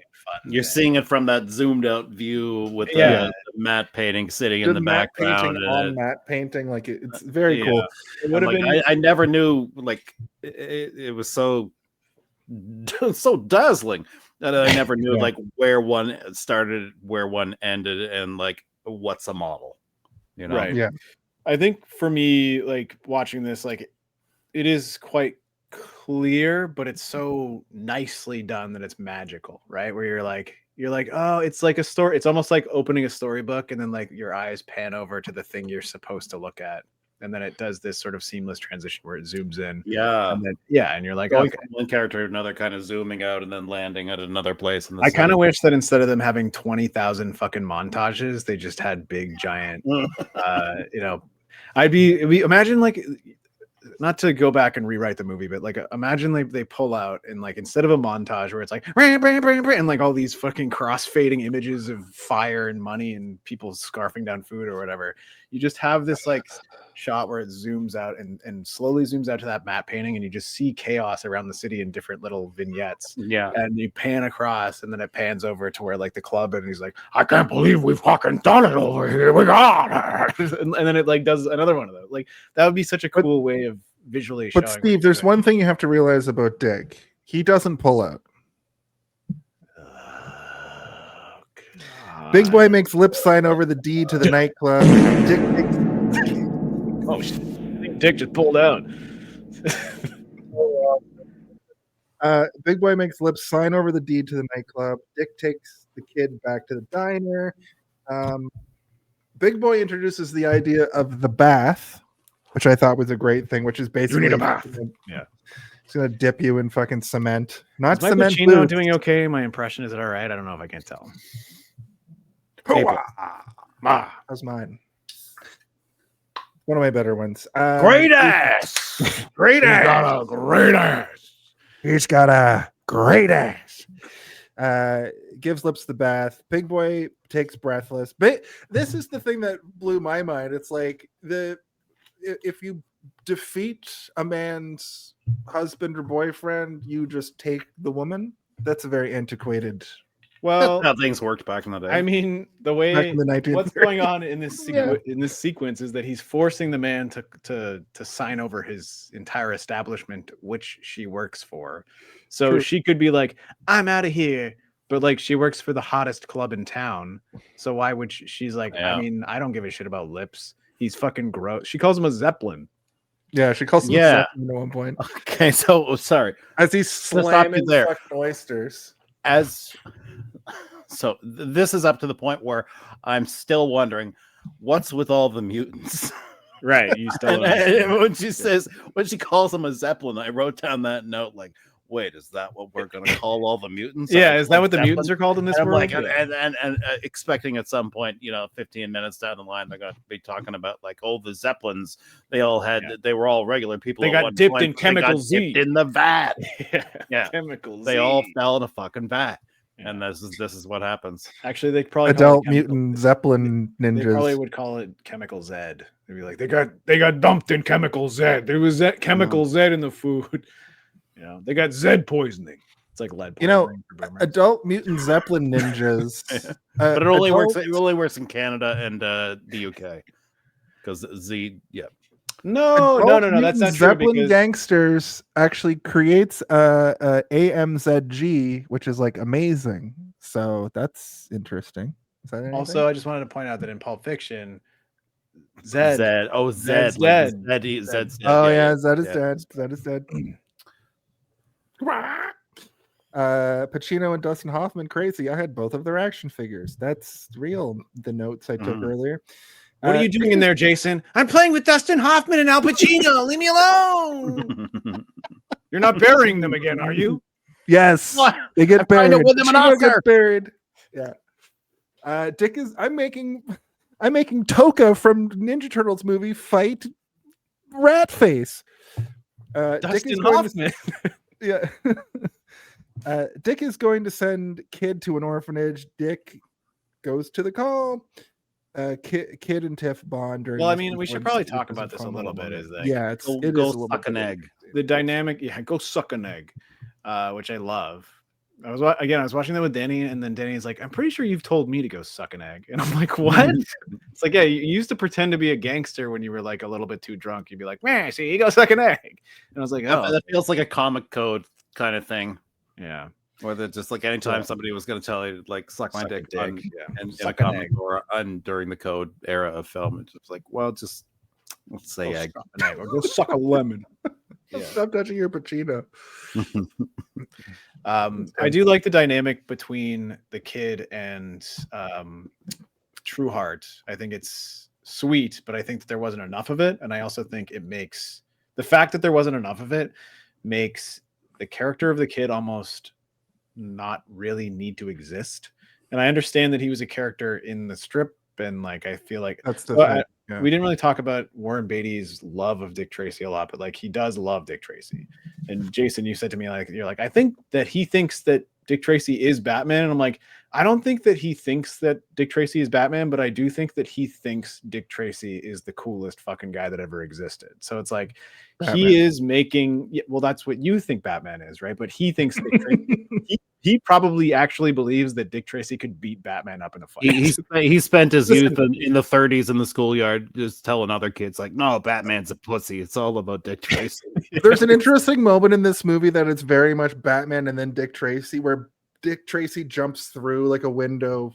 But he did that in the comics. He didn't make this shit up. No, I know. But listen to me for a second. He jumps through the ceiling window, right? It's like, and then 2 seconds later, they set up an elaborate like seesaw jump situation, which reminds me of what a Dick Tracy gag would be. So right. I understand what you're saying. I also wanted to point out that Dick Tracy comes down from a skylight and then does a seesaw gag. So also Warren Beatty learned the most from this movie. Warren Beatty also said that, like, you know, he learned to read because of comic strips, right? Like he had a tough time you were going to say because during the production for this movie he learned he's like, I never knew how to read before this. No, but he learned how to read because of the Dick Tracy comic strips, but he learned how to read because of comic strips in general, but the Dick Tracy ones were the ones that really like stood out to him and he was the most interested in. And when this opportunity came by, because this movie was also, since the Superman movies, there was interest in making a Dick Tracy movie. But then Warren Beatty eventually was like, I'm going to buy this and I'm going to make it. And then that's when like Hollywood in general finally was like, all right, Beatty's in. He could probably call in every single person that's ever been in a mafia movie ever, right? I mean, he's got sway, Hollywood sway, and probably blackmail on a bunch of these. Where's Joe Pesci though? Joe Pesci, he probably was like, I ain't being in so fucking Dick. I don't, unless I'm Dick Tracy. I'm not. Actually, I know where Joe Pesci is. I'm realizing he was in Home Alone this year, or he was making Home came Alone. out in 1990. Yeah, 90 or 91. Goodfellas is our. It is this year. Yeah, he was probably like, listen, Warren Beatty, Listen, I'm not doing that fucking Dick Tracy bullshit. Who would he I just play? watched Small Man. He play the kid probably. it's me, it's fucking Small Man. Suck a lemon or whatever. Yeah. He would have to have a massive part. I watched My Cousin Vinny today, and what a fucking heartwarming mafioso flick. The best. What a nice movie. What a fun, nice movie. Like he has all the like bravado of like a Goodfellas, but it's just a vehicle for Joe Pesci and Marissa Tomei to just have so much charisma. Fuck. Yeah, and his examinations of the witnesses are so funny. He's talking to the guy about making grits, and being like, don't you think in your house your grits absorb water faster than anybody else's grits? And for some reason that helps. Like if it takes everybody 15 minutes to make grits, and you say you saw them 5 minutes apart, like what is that? And he's just like, I guess I'm a fast cook. Oh, My Cousin Vinny. All right. Shit. Okay, let's just turn this into a Vinny. Yeah. And Vinny. They find Cousin Vinny, sorry. They find the walnuts at the scene of the crime, and they call in Flat Top. And an earring. Don't forget the earring. They find the earring, and they are cooperative, so he interrogates Mumbles, and they do terrible things. I think they do a war crime to Mumbles based on how sweaty he is. What, by denying him water? Yeah, you can't. Well, but also if you look at his body, he is. They do take his pants off. Yeah, true. And they also take his pants off. What are they doing to this man? Yeah. Well, if anything that you hear about Dustin Hoffman is true, is that he showed up to a set like that. They're like, Dustin, your pants are in your dressing room, and he's like, and then he sat down or whatever. They're like, I guess we're gonna do the scene without the pants. Can we bring him his pants? They put it on the table next to it. It's like, well, now it at least looks like he took his pants off in the scene, and it's not weird. Can we zoom in and crop out the pants? Like, well, no, we already got this frame, and this frame is proof. Let's go. It's a wide shot. We have to do this. They bring in a weird polar bear water cooler thing where it pisses out water or whatever, and it's got like a faucet on it. It's so weird. You're like, what is this? Like, what is a massive reveal for that later too that we'll get to? But I was like, what the fuck? It is like such a stupid twist as well, which is so it's so dumb, and you're like, what the fuck? Okay. Well, at least now my mind is a little bit cooled off as to why they had this big, weird water. It's not a regular water cooler. It's not even like a slightly comical water cooler. It's like a thing that you would never see anywhere. Well, it felt like I've never seen the movie Toys, which was another movie that we were like, why is this Tim Burton-esque? Yeah. Well, again, now that you've told me about the surrealism of... Yeah. It's like it is a visual style that cannot always be just connected to Tim Burton, because that means that art didn't exist before Tim Burton and didn't exist after Tim Burton. And no, you're right. You're right. As Tim Burton. This podcast is an educational thing for me, and I'm glad that you laid it out like that, because it's okay for you to make the connection visually, because there is a strong one. But to say that this is aping off Tim Burton's style when he's only been he's not even fully an affluent director at this point. To the point, that's why I was so confused, and that was my question. I'm like, how is he doing it so well? How is Warren Beatty? It's because Tim cinematographer, but even Tim Burton strayed away from his own style, because it's not his style. Right. Like, he has his comedic influence and his visual cues that he uses. But like, I think if Tim Burton directed this movie, it would be way fucking funnier. It'd be way more interesting. And like every weird Guga man would probably die in a more horrific way. And I would have liked. And there'd be 9 of these fucking movies at this point. And Dick Tracy would have had, I don't know, like Dick Fingers or something. I'm Dick Fingerhands. Dick Fingerhands. Why are they making scissor sounds? Don't worry about it, Jack. What's the sound of like like 5 penises rubbing up against each other? Yeah, there you go. Breathless is practicing a funny scene with Pacino. I wrote funny scene, but it's actually. But also, Tim Burton wouldn't have asked him for a Batman soundtrack. He would have asked him for an appropriate soundtrack to this movie. He would have been like, just do Batman again. If you listen to like Tim Burton's soundtracks throughout his career that have been done by Danny Elfman, he almost never asks him to do the exact same thing that he's done every time. He gets him to do something wild and different almost every time. He never wants his movies to sound exactly the same as one another, which I think we can all appreciate. Except for Beetlejuice 1 and Beetlejuice 2. Well, I mean, that's because he doesn't do sequels very often, but I get what you're saying. I was trying to think of like what's the most similar. I'm like, maybe like Sleepy Hollow and Edward Scissorhands kind of have similar traits to them, but like there's also like 12 years between those movies, right? I wanted to tell you guys this too. While I'm watching Dick Tracy, in my office, they show movies at lunchtime.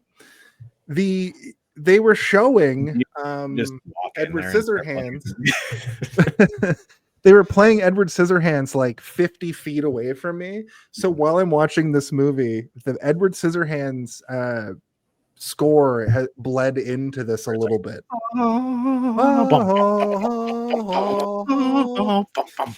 Yeah. You're like, oh shit. So I had a unique situation where it was like Elfman on Elfman. Well, Elfception. Elfception, yeah. That's the name of his new album. And was also I like the 90s retro expressionism in high school. Mm-hmm. He also he did a bunch of other soundtracks for a ton of other directors that I love, but like I think my other main one is Sam Raimi, right? Like he did like the Darkman soundtrack, and he did the biggest Spider-Man, yeah. Which like I remember seeing Spider-Man for the first time and being like, this is weird and too gothic and too epic, and like it doesn't feel like Spider-Man to me. It feels like Batman to me. But then after seeing 3 of those Spider-Man movies, like I would never go without the Tim Burton soundtrack of the Spider-Man. Did you know that Danny Elfman also does a version of the Alvin Silvestri? What's his name? Anyway, Alan Silvestri? Alan Silvestri does the Avengers theme, but in Age of Ultron, Danny Elfman does that soundtrack. So there's a version of the Avengers theme that Danny Elfman does, which is pretty. He also did the Multiverse of Madness soundtrack, which is has a bunch of Doctor Strange stuff in there as well, which you're like, damn, this is pretty cool. He knows he can take an existing theme and like twist it into his weird Elfman world. I think the Elfman version of the Avengers theme is better than like the original. I'm just waiting for the. Are you implying that he's half elf, half man? I'm gonna say. I'm gonna go ahead and say. Have you looked at him before? Have you ever seen Danny Elfman in real life? He looks like is he always hanging out in the woods? He looks like if he is not half elf, that he at least was raised by elves, or his grandfather was an elf. Have you ever seen him as a child? Maybe he's 100 years old. That's true. That's true. Not. And he's looked the same his whole career too, basically. Well, weird science. He's been doing weird science on himself this entire time. My heart into my hand. Okay. Anyway. Okay. We're never so Breathless is practicing in a scene with Pacino going full Pacino. This is where I was like, Big Boy Caprice reminds me of the Penguin. Random Kathy Bates walks across like he the didn't really shop remind me of the Penguin, except for like the makeup, I guess, like the dark circles, and I guess the fact that he's like a lot. But they're very different of all villains in this motif. But they do feel like if they existed in the same world, which in my mind canon, Dick Tracy's universe is like the San Francisco to the New York that is Gotham or whatever, right? Then they'd have a whack off. Yeah, just replace Falcone. Did you say they'd have a whack off? Oh, okay. We didn't get I listened to another one of the episodes in this block, so I realized that you've probably been exposed to a lot of transatlanticism. A little bit, but there's none of that sort of, and there's also no there's not a lot of we only did the radio, which is good because it's grating. Expect it. And the radio is doing the transatlantic accent, but nobody else in the movie is really doing transatlantic. Maybe Itchy. He's the only one who's I guess yeah. He's like he's on the line, right? Where he's kind of it's more like a like he's just doing this laugh where you're like expecting him to go meh at the end, but he doesn't actually ever do it. Yeah. Played by Ed O'Ross. He kept trying to sneak that in there. 8,000 fucking crime movies. Yeah. I bet you that Warren Beatty was like, as soon as somebody did that with their makeup on, he's like, don't do that shit on my set. None of that shit. We're real. We're real in this town. And it's like, bro, I'm wearing like 14 pounds of rubber nose. Listen, it's not see, it's yes. See? My theory about this movie, Warren Beatty wanted to make a serious Oscar contender crime movie, but everybody looks insane and all of the color palettes are insane and the music's insane. It's a musical and Madonna's there. You know, I'll go ahead and say that Warren Beatty seems like a psychopath, but I don't think that he's that crazy. I think he knew what he was fucking making. Like he wanted to make. Why didn't it get this is what nominated for 7 Oscars? Because it's Warren Beatty. That's why. That's the only reason. Everybody around Hollywood or blown for votes and whatnot. Payolas. This is what Warren Beatty did. I like this thing from when I was a little kid. What if everybody else likes this thing from when I was a little kid? I now have the clout in Hollywood to make this thing that I liked when I was a little kid into something that everybody will like. And that's what he did. And then he made it. And that's why he's still clutching onto it. It's like, you know how they say millennials and Gen X, like don't want to share their toys with anybody else. Like That's why every Gen X person who says they love Star Wars will shit on every new Star Wars thing that comes out. That's why everybody who's our age does the same thing to things that we loved 20 years ago. Yeah, but that's what we think. But then there's little kids who watch the shit that we think sucks. They made April O'Neil black. Bro, if you read the original comics, April O'Neil's black, you stupid fuck. Okay, that's not the commentary. How am I supposed to jack into this? Yeah. Oi. That's not the road I was trying to lead. That's what I exclaimed in the theater. Not well received. Yeah. And then that's why I was removed from the theater. Yeah. And that's why I was removed from all theaters in perpetuity. And that's why I'm banned from Cineplex Odeon in every single province in Canada and several of the northern United States. Somehow you ever tried doing the penis in the popcorn trick on yourself? I'm just jacking off of my own popcorn. Okay, we gotta move forward in this movie. I mean, I'm glad that you guys got that bit out, but I didn't get to finish my point. Okay, I'm sorry, Steven. It's fine. We'll move on. It's fine. Warren Beatty is just a petty Gen X millennial style boomer where he took something that he loved and he didn't want to fucking share it with anybody else. And that's why he won't he won't get his old crusty fucking claws out of Dick Tracy and let somebody else make it, is because it's his toy. And he's like, only I get to have the toy of Dick Tracy.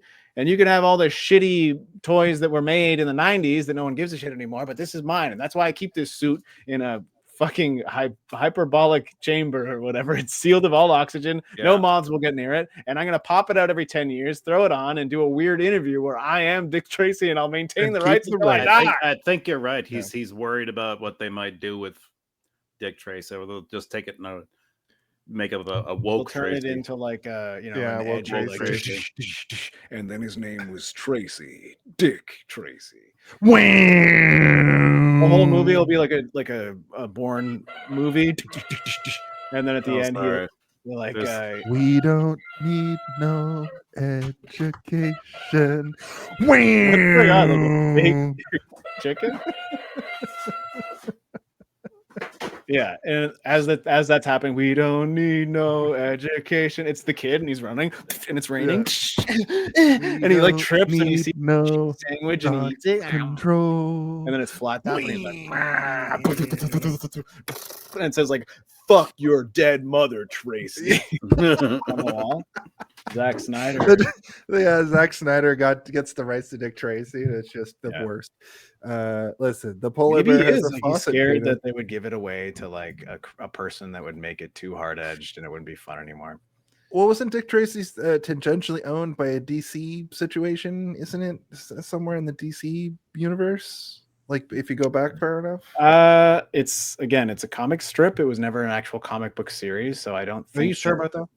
It became a comic book series before the movie was released in a bunch of comics that were released in, I think, just to explain almost the backstory to this movie. That's why this movie feels like it's the end of a story where you're like, they took the strips and then they just. But there's also like a compendium. There's like compendiums you can get of Dick Tracy where it's just like all the comics, because the comic strips were like, tune in next week to see how Dick Tracy gets out of Wrinklehead's trap or whatever. Like, it was that kind of shit. But it was never like it's stuck in a wrinkle on your forehead. It was never like a Batman style comic book series where you could buy a monthly issue or whatever. I'm pretty sure I'm right. I could be wrong, and if I am, I apologize to the entire internet. Well, we'll never know. But I do know that it was started in. Dick Tracy was started in 1931, I think, 1931, and then Batman was started in 1939. And that's like one of those things where I'm like, Batman definitely took a lot of influence from something like this and became a better version of what Dick Tracy is, right? Dick Tracy appears to have been a comic book. Like, full stop. Like, okay, well, I mean, maybe I'm wrong, but I did do. Let's record this again. Not only that, but Dick Tracy encounters Facey, and it's just two pictures of Dick Tracy. We just saw that's the sequel. That's the sequel we watched.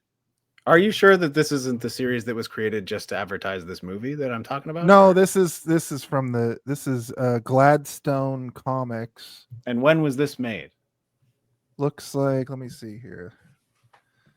Let me take a look. See, 1991. No, well, that's after. So what I said was true then. Thank you. But it's in the style of the old school Dick Tracy. That's what I'm confused about. I'm going to blow your mind right now, Jason. You can draw in any style that exists with your hands. Like, you can create it. Yeah, you can recreate a style. It's pretty easy. All right, wait, you're saying I can make my own King of the Hill? Mm-hmm. Yeah. You can call it Bling of the Hill? You can call it King Dick. Wow. Whoa. That's a good name. Okay. There's a comic strip here that looks like a page of a comic book from 1938 that I don't think was in the newspaper this way. It looks like a full comic, but maybe it was. I don't know. This is all very confusing. Well, I did a little. Yeah, I did you're do right. I did research. Like I'm not just saying this out my ass. Like I don't know what I'm talking about. Like I did do a bit of True. research to make sure I wasn't gonna just say something absolutely stupid and acidine out of my fucking Listen, mouth. I just did a bit, and that's all I did. I did no research. I just Combine your bits. Yeah. All right. Combine your bits is what they used to scream at me in the high school locker They used to punch me in the face and say, Combine "Combine your your Combine your bits. Oh, I want to go home. All right. Why do they make me Going come on. here every day? Dick goes in to pick up Big Boy. Combinations. Dick goes back to talk to Breathless. Holy shit! I didn't know Madonna did nudity in this. This is this scene where she like kind of half seduces him, but she's fully topless, which was crazy. This is when my brain went from like, who is this for, to like, this isn't for kids. Exactly. But then like it goes back down to like, this is kind of for kids the whole time. Where I'm like, were they allowed to just show tits? Is this where she says the black panties line? Yeah, but you can also see her nipples. Yeah. Oh yeah. Fully with your eyes. Full areola. What is this movie rated? Is it PG-13? That's what I'm concerned. It's rated PG. What? You Wow. see nipples. You see Madonna nipples in this movie. Yeah. Oh, Look, Madonna had a book out at this time where it had lots of She new also had her pictures tits out there. at this time. Yeah. In this movie. But there's a famous SNL sketch where it's like a person. It's Phil Hartman reading, like doing a book on tape for her book Sex, and he goes, "I like to stare at my. Sometimes I stare at my vagina in the mirror. Sometimes I stare at my vagina and wonder what it would look like if it didn't have any hair," which is like a line from the book. So she was a sex pot, sort of sex icon. I wouldn't say sort of. Yeah, you could say she was that. the sex Absolutely. I icon. think that's what she's primarily known as. I like my vagina. But also her character is that in this movie, right? She's a femme fatale. She's a real hussy. She's a femme fatale in the way that like she has a very difficult life that she has not necessarily chosen for herself. We don't know anything about her past, anything about her life outside of what's happening in this movie, other than that she didn't like her spot with Lips. Lips was kind of a gross guy, but like maybe didn't treat her as bad as Big Boy does, which we then see. But, you know, we never see what Lips was all about, but she seems pretty happy to shed that mink, or she's not wearing a mink, right? It's a fur coat. And he's like, nobody wears mink or they wear nothing around at all around me. Ooh, I like boobies. and she's like, lucky for you, I'm good with nothing on as well as with minks on or whatever. But she's a femme fatale in the classic sense that like she weaponizes her sexuality absolutely the entire time in this movie, where like she gets what she wants via being like, you want to touch me, don't you? And like she's met her match with Dick Tracy, who is, I guess, like frozen like a deer in headlights every time she hits on him. He's like, huh?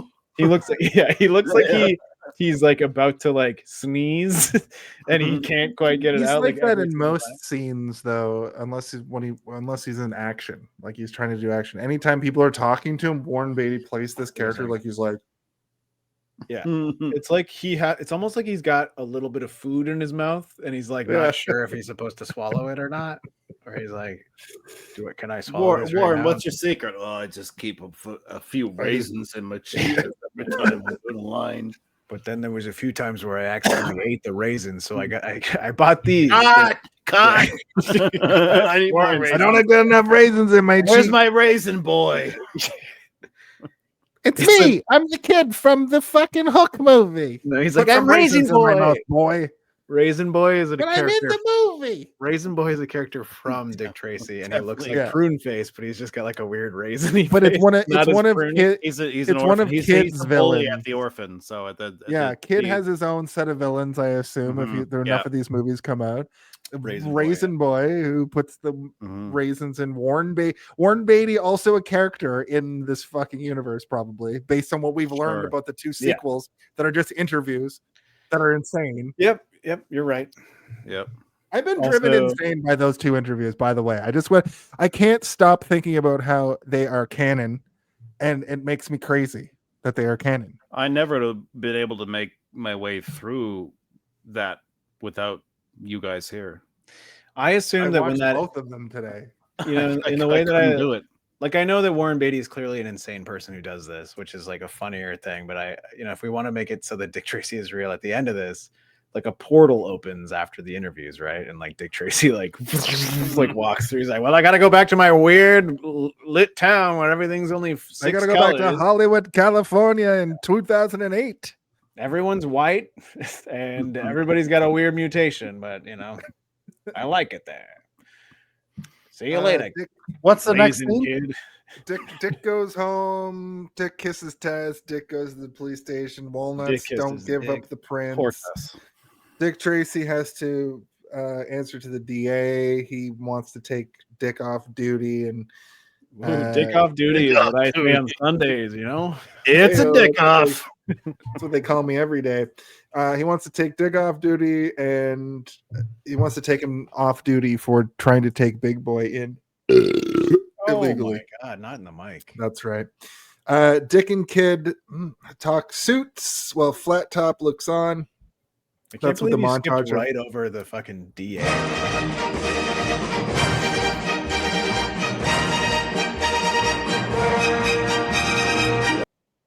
Look, we covered Dick, okay? We've been talking about Dick this whole time, and Dick Van Dyke, sorry if you got lost in the fray, but Dick Van Dyke is the DA. Dick Van Dyke is very by the book. Dick Van Dyke is bought off. The DA is bought off by Big Boy Caprice, which we'll find out later. Dick and Kid talk suits. They go to get the suits made because Kid needs Dick clothes. I think this is also one of the reasons why this movie I'm saying Kid needs Dick. I'm trying not to. It is one of the reasons why this movie is so difficult to sort of wrap your head around, because everybody that you see is a recognizable face, and even the ones that like aren't, they keep popping up, and you're like, well, Dick Van Dyke is going to be maybe like the main villain, right? Because Dick Van Dyke is a huge name. He's one of like the Hollywood golden figures that has ever existed in all of Hollywood. In 1990, Dick Van Dyke was as big as it gets. I fully agree with you. So like having him as the DA in your fucking Dick Tracy movie is like, it feels like it should be more than a cameo. So your spider sense of watching a movie is everywhere, and it's being triggered by everything in this movie, because everybody if you want to watch so Dick Tracy was covered every night on Entertainment Tonight by Entertainment Tonight. Dick Van Dyke would have had his own segment about his bit part. Yeah, he'd be dressed as the character, and he'd be like, well, I when they asked me to do, when Warren showed up and asked me to do this, I said, well, sure. I mean, you need me to do a musical number? And there are a lot of musical numbers in this, but I decided not to do any for this. Or did I? Ha! And you're like, is Dick Van Dyke gonna sing and dance in this movie at his old ass age? He better, or else I'm leaving the theater. I'm gonna riot. We're all gonna riot. There's like a part of me that I'm like, is Dick Van Dyke gonna be No Face? And then Dick Van Dyke gets killed by No Face, and you're like, oh, he's not. Dick asks Tess to move in with him, kind of walks her to the door, and there's just a drive-by. Well, this is the other thing. Is by the drive-by. When people are like, autism doesn't exist, like old people say that autism doesn't exist. I think Warren Beatty is autistic. Okay, that's not what I was going to say, but I was going to say that, like, let's go along with your train comment from earlier. A little bit, yeah. Dick Tracy might be, and so is his girlfriend, and they both have difficulty expressing like what they want from each other, while also being very clear about what they do want. So like they don't really express what they want from each other in a way that is cohesive and understandable, but they are very good at expressing what they want for themselves. And this is a thing that, like, some people have difficulty with, where he's like, we want to talk about people living together, and then she's like, well, I love living alone, and she's just answering honestly and how she feels, whereas he's also like, well, I do too. And then we know he loves trains because he chases them, and then she's obsessed with the greenhouse, and it's like these obsessions that they have in their lives where it takes over everything, that their whole personality is wrapped up in the maintenance of the greenhouse. And then everything that she says, I did like this about her character, is like, you know, as she's leaving his house, she's like, you should probably water those. Like, she sees his lilies are wilting, which I like that, you know, she clearly is the one bringing him lilies, which is another thing that we see later in the movie when, you know, when her letter comes, lilies are delivered, and like, you know, it's his color, yellow. He likes yellow. Well, you Right? see, Right, she has a She's too good for him. She is true. I agree with that. I got She has no a issue line with that Tess says throughout when the you whole thing. I'll always cheer for the redheaded love interest in a movie. Let's go. she has a line that's where she goes, when you play in the street, it's part of the game, just don't ask me to like it. And this whole subplot is about the fact that Dick Tracy wants to continue to be this like private investigator, even though in this era he's sort of getting on in years, and he's up for the chief of police job, which is very much like a you dictate. He doesn't want it. He doesn't want it. He wants to go out there and be a stray dog. But she's kind of like, you don't even have to do that much. You have to just like not run. When I try to be like bring up emotions, don't listen into your weird iPhone watch and run away. Which, you know, I think this movie works better now where we actually most of my have partners have left me. phones on our watches. I think this works better in 2025 than it does, you know, in 1990. No, I mean, yeah, it's understandable now that you'd be like, "Oh, I got a watch I can talk into," but back then it was like, "Whoa, he's got a watch he can talk into." In the 1930s, that's like, what are you talking about? That's impossible. Even 90s. He Even says not. that in the interview that we watched earlier. We kind of like didn't hear it, but he goes like, "I thought the height of technology was going to be me talking into my radio watch." And he does like a crazy booming laugh, and I'm like, that's actually funny. And I think that like the writing in that thing is actually kind of good. It's just like everything else about it is bad. Like those It's just huge, absurd. massive, pregnant Yeah. pauses, and like it's just so poorly put together. And nobody can do any sort of like everybody in it's bad at improv. I think that Warren Beatty, if it was all written, it would be fine. I don't think Everybody in the newest host is doing that bad of act. I think he's like his whole thing of being like, okay, like, I think he's doing okay. That's his shtick for all of it. He's like, it's absurd that we have Turner Classic Movies to begin with, and that's kind of his like that's his thing. Like, look how ridiculous. But I think that this he's all is. doing fine. But I think Which that is Warren good, and Beatty, who I came to agree him with with you. this idea, where also those huge, massive, pregnant pauses at the end are absolutely because they needed to stretch it to 24 minutes in order for him to maintain the rights. He's like, we need 13 more seconds. He's like, I don't know, maybe like put a couple more seconds in between. Yeah, I think they were editing in pauses there. Yeah, that's crazy. So we get the big femme fatale scene where Breathless Mahoney comes in to Dick's office for questioning. She's flirting extremely hard. And I was like, my parents let me watch this. He called her in because he wants her to get on the stand and testify against Big Boy. But she basically is like, I'll die if that happens. He also clocks that she's only wearing one earring, which is the earring that he found earlier. He doesn't clock it. He knew this from he saw it in a previous. Well, they show it to us. Okay. Okay, so hold on. He finds it at the walnut factory or whatever they kill that guy at in. and then later when he goes to arrest Big Boy, she's clearly wearing one. Yeah. She only has one big ass dangling earring while she's doing these fucking dance numbers. And he sees it. And then, you know, he brings her in and she's like, she's not wearing it in this scene. Like, well, I think he just brings it up here. Then no, he drops it into her fucking champagne glass. He drops it in her champagne and glass. it's a really nice shot. It's like both of their faces in profile, and they're both like just kind of like hardly lit on both sides. When I say hardly, I mean like harsh lighting is lighting them like an old noir comic would be. And he just like bling. And like one of the things that I hate in movies is when shit doesn't like sizzle, like something that's supposed to be bubbly doesn't, and like that thing sizzles hard when he drops the earring into it. I was like, okay, this movie's all right. There's some good shit in this movie, and that is speaking of sizzling, is this the scene where she greets him at the door saying something to the effect of like, I'm a fresh peach, I'm starting to run a little, Oh God, yes, Yeah. and she gets on the table like an animal that wants to get fucked, and you're like, excuse me, I thought there were children in the audience. This is a PG She's movie. basically just coming to the door, being like, "I'm wet." Dick Tracy looks directly at her ass, like, wow. This is also one of those things where, like, when we were kids, right? Like, movies that were PG would just have these over sexualized moments that are like True. throbbing with horniness that they're like, kids aren't going to understand it, but the parents are going to find it funny because it's like, isn't it funny? Dads are gonna love Jessica Rabbit. Yeah, or they're going to love. True, but like with these movies, there's like a 1 year difference between you not understanding it and you also being like, what the fuck is fucking going on? All right, Jason, we don't need to learn about your perverted childhood era.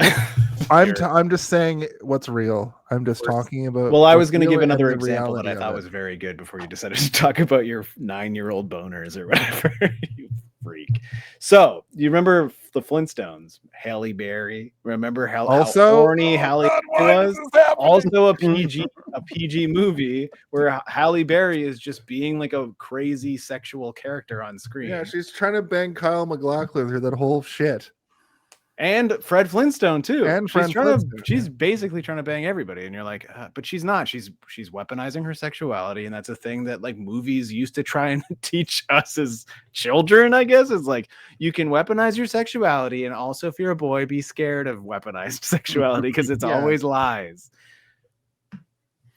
What a strange thing to teach children. What a horrible thing to teach children. That's why they don't do it anymore. It's like illegal now. You cannot put that into a movie without getting the PG-13. But the fact that in the early 90s, this got a PG, and so did the Flintstones, and so did countless other movies. Jessica Rabbit, like we're going to do Roger Rabbit, I think next week or the week after. Like that's another one where it's like Robert Zemeckis has been throwing giant tits in his movies since he was making them. And he's like, you know what?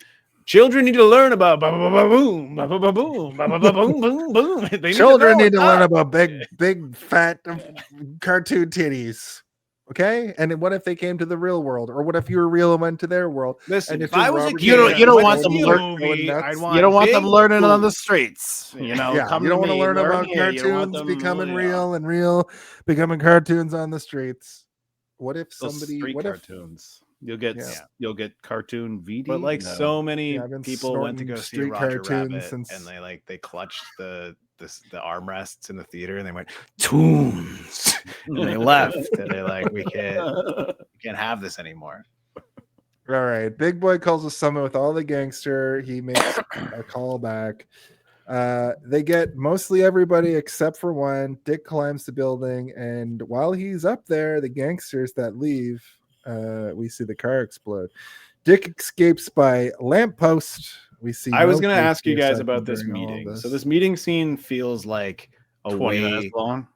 It's way. Well, I mean, we already talked about how it's way too long. But like, doesn't it also feel like that scene in Batman '89, but way worse? Like, you know, in Batman '89 when he's like.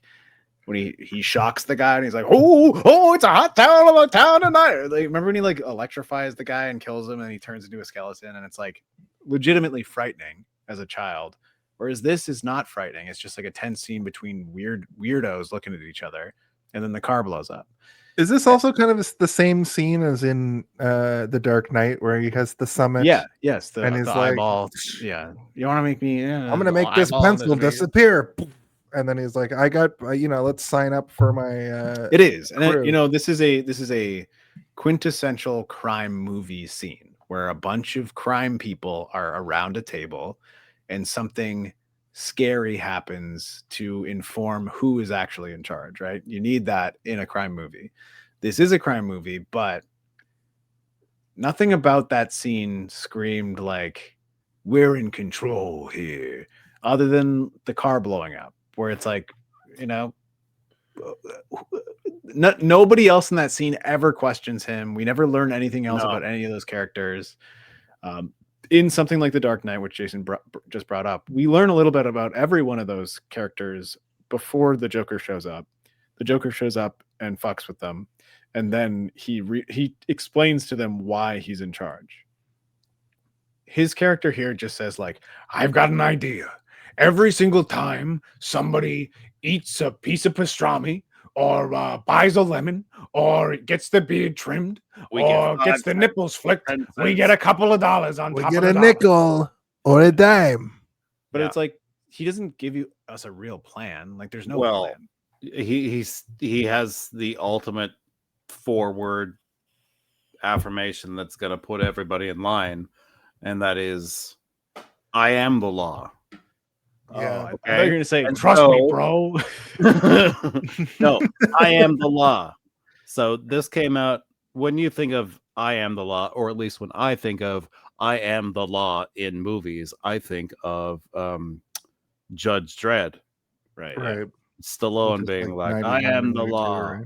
And I've always attributed that to him. But yeah, this happens 5 years prior to, is the same line delivered with the same sort of emphasis. It was So crazy. I've Also, been when he giving said, Stallone all I'm the Judge front row. Judy and executioner. after Yeah. that. Yeah, and then like, and everybody's like, "What's Judge Judy?" Yeah, and he's like, You'll and he's know like, in a couple "You'll years. You'll find know in out." a couple of Yeah. years. Yeah. Yeah, When there's going to be a writer's strike, and then they'll need reality shows, and then everybody's going to put their fucking problems on television. I've always said this forever. though. Like, if they ever were to make Ooh-ah. a Judge Judy like biopic or something, like a movie of the story of Judge Judy, I've always thought Pacino would play her. Al Pacino. Yeah, Yeah. Al Pacino. Play.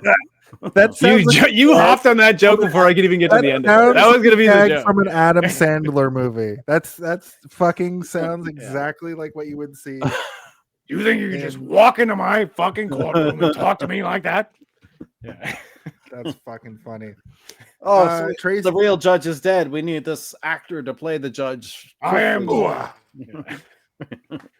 Anyway, I am the law. He did it first, not Stallone. 5 years prior to. So if you hear anybody saying "I am the law," they're quoting. True. What's this, Dick Face?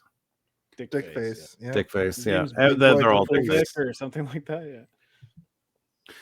Tracy introduced the kid to toothbrushing. Someone comes to the door. They say it's the welfare person.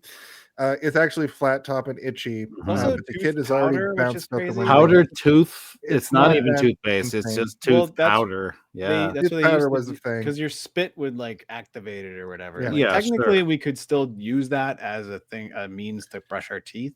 But Yeah, like, but so weird, right? We're not Toothpaste we're not technology. cavemen here. yeah, We're not we're- powdered cave. technology. We're civilized people. We can use a We a get our stuff modified from paste. squeeze tubes now. Yeah, that's right. I get all Like my you- stuff from squeeze tubes. Luckily, he sees. They used to call me squeeze tube in high school. Yeah. Luckily, kid sees where they went and tails them by getting onto the back of the trunk, which is kind of his move. Kid sees Dick taking a bribe, or so we think, but he throws it back into his face. The bribe that there is. So they're going to kill him, and that's the end. This is the end of the movie. Itchy and Flat Top get Dick Tracy into the basement of the Ghostbuster house, which is what this fucking room reminded me of so much. Yeah. They But they also knew about the Ghostbusters before, which is how they knew how to overload the contraption True. that stores all the they ghosts. overload the They can steam them right up. the ghost deposit unit or whatever it's called, and it's about to explode.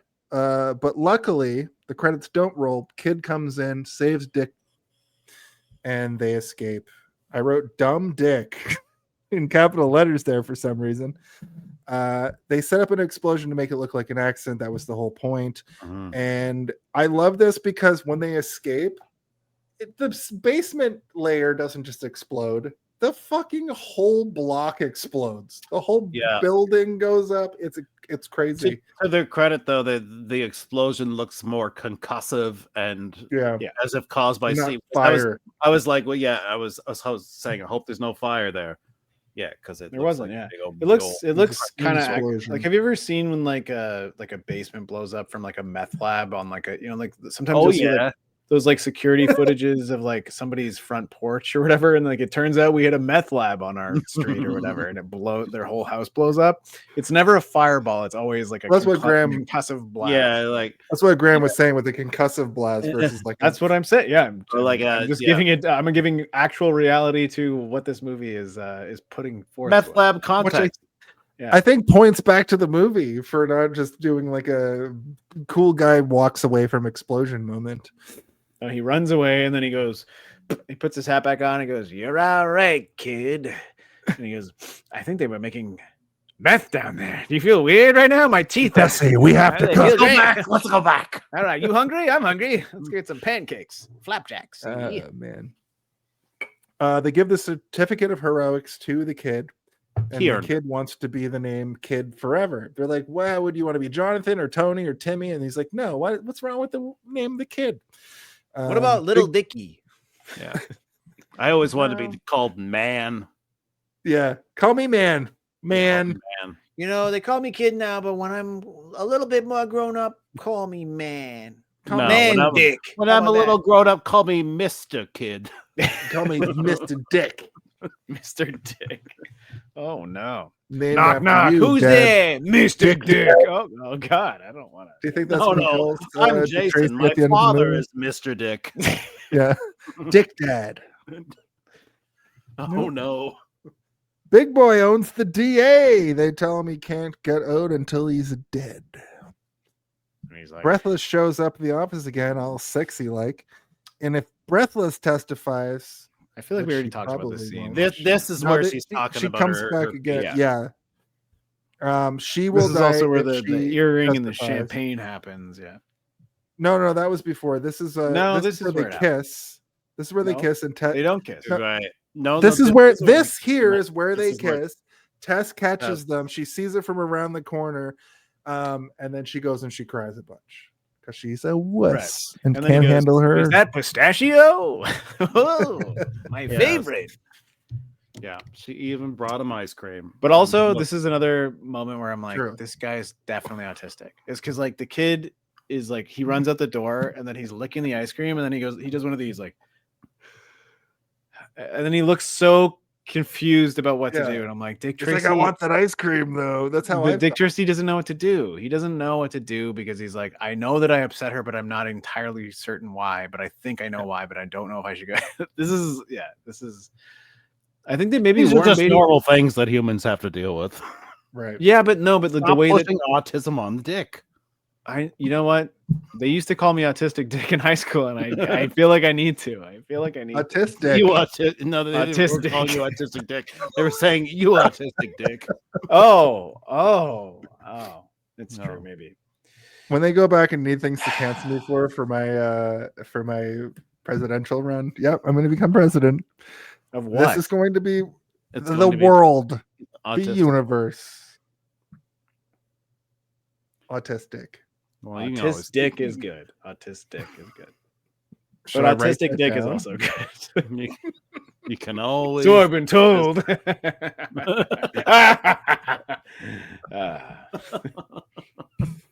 I just wrote down the word autistic. Listen.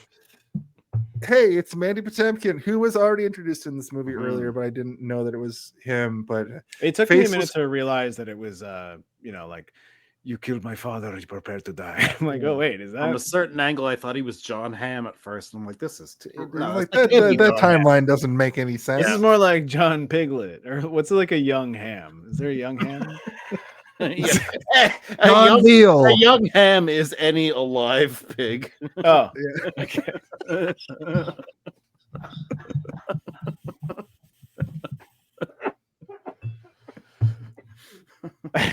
Wow, that one fucked me up. This is a funny young episode, ham. guys. A young ham is any alive dick. We've all got a lot of Nope, zingers it's not here. the quote. I mean, this is what happens when you're dealing with a movie named Dick Tracy. It's perfect. If It's this perfect. movie was named like Cunt Tracy, we would never have gotten this. We'd be far. like, all right, are we allowed to say this? Or... C word Tracy. Yeah. Cunt Tracy. Jesus Christ. I mean, I felt There's a weird new about saying sentence. Dick Van Dyke earlier. I was like, should we bleep this? Or I should have got the bleep button for this just to add the additional comedy. Look, Blank Face gives him a letter to give to Big Boy. To Mandy what's his real Patinkin. name? Oh, I thought you were bleeping it.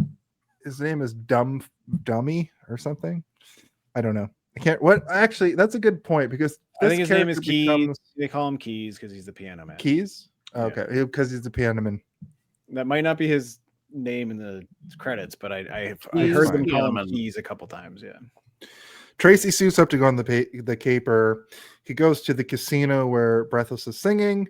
The police show up and they do a clever switch from casino to regular club. We see the woman literally turn over the fucking the things into cigarettes. From chips to cigarettes or whatever. Chips, thank you. Yeah. This is a bit that like I'm sure was probably in movies before Dick Tracy, but like I think about that episode of The Simpsons where like that guy comes in and he's like Rex Bennett. What kind of Rex Bennett? Yeah, like what kind of pets shop is full of hootenanny hooligans singing jazz music in the middle of the night? It's like the best damn pet store in town. All right, well, continue. Don't know what you expect to find in a friendly neighborhood pet store. And then There's so many bowling balls filled with it's liquor. like Barney Code. He's like, wow, there's like a whole lot of gears down there that really Those hurt. gears down there really hurt. Yeah.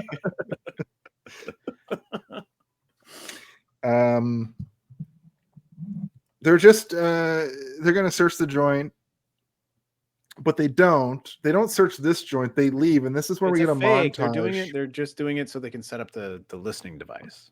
Right, but this is where we get the montage of the listening device of him going to a bunch of different places and them busting. This isn't so of much this isn't a montage. This is like a weirdly and poorly cut together sequence that is more confusing than it is informative as to what's going on. But it does. But we do see Dick Tracy knock 7 guys out at the same time during this, which I thought was amazing. I wrote 9. Sorry, but we learned I was talking about earlier that it was 7. I was talking about before that when like they're invading or whatever. And he's like that part is like it's sequentially shot, like it's edited together, but then like there's like one guy with like a gray wig running around, and you're like, are we supposed to know who the fuck this is? Like, why are they hiding who this is from us? And then the reveal is that it's his friend, and you're like, just show us that. Like, why did you need? Like, it should have been him nervous. It would have been way more impactful if we were scared for him. Instead, we're like, who the fuck is this guy? We don't know what the heck's going on. This movie doesn't treat us like we're a member of the family in terms of the good guys' deeds at this point. Like, it's like we're like, oh, who's this mysterious gray-haired wig-wearing man? And then it just turns out that it's Patton or whatever, the fucking guy who like has been his friend the whole time. You're like, oh, come on. Yeah. At this point, I was just thinking, all right, get on with it. Yes, exactly. Bug Bailey, which I think is the guy that you're talking about, is in the ceiling. It's not. Pat and Bug Bailey are 2 different characters, but they could be the same person. Yeah, we were talking about Bug earlier. Yeah, Bug Bailey's in the ceiling telling Dick about everything and then he ends up spilling his coffee here, which I thought was a great scene. I really liked this moment because it tips off Big Boy, and because the jig is up, they do a thing where he's like, "Oh, there's somebody up there clearly." So that's how he knows that. I personally believe Dick knows that he's going to all these places. So let's give Dick some bad information. I guarantee you that this is the moment in the movie when they decided to give Al Pacino the Oscar. When he's like, when he sees the shit dripping, he's like,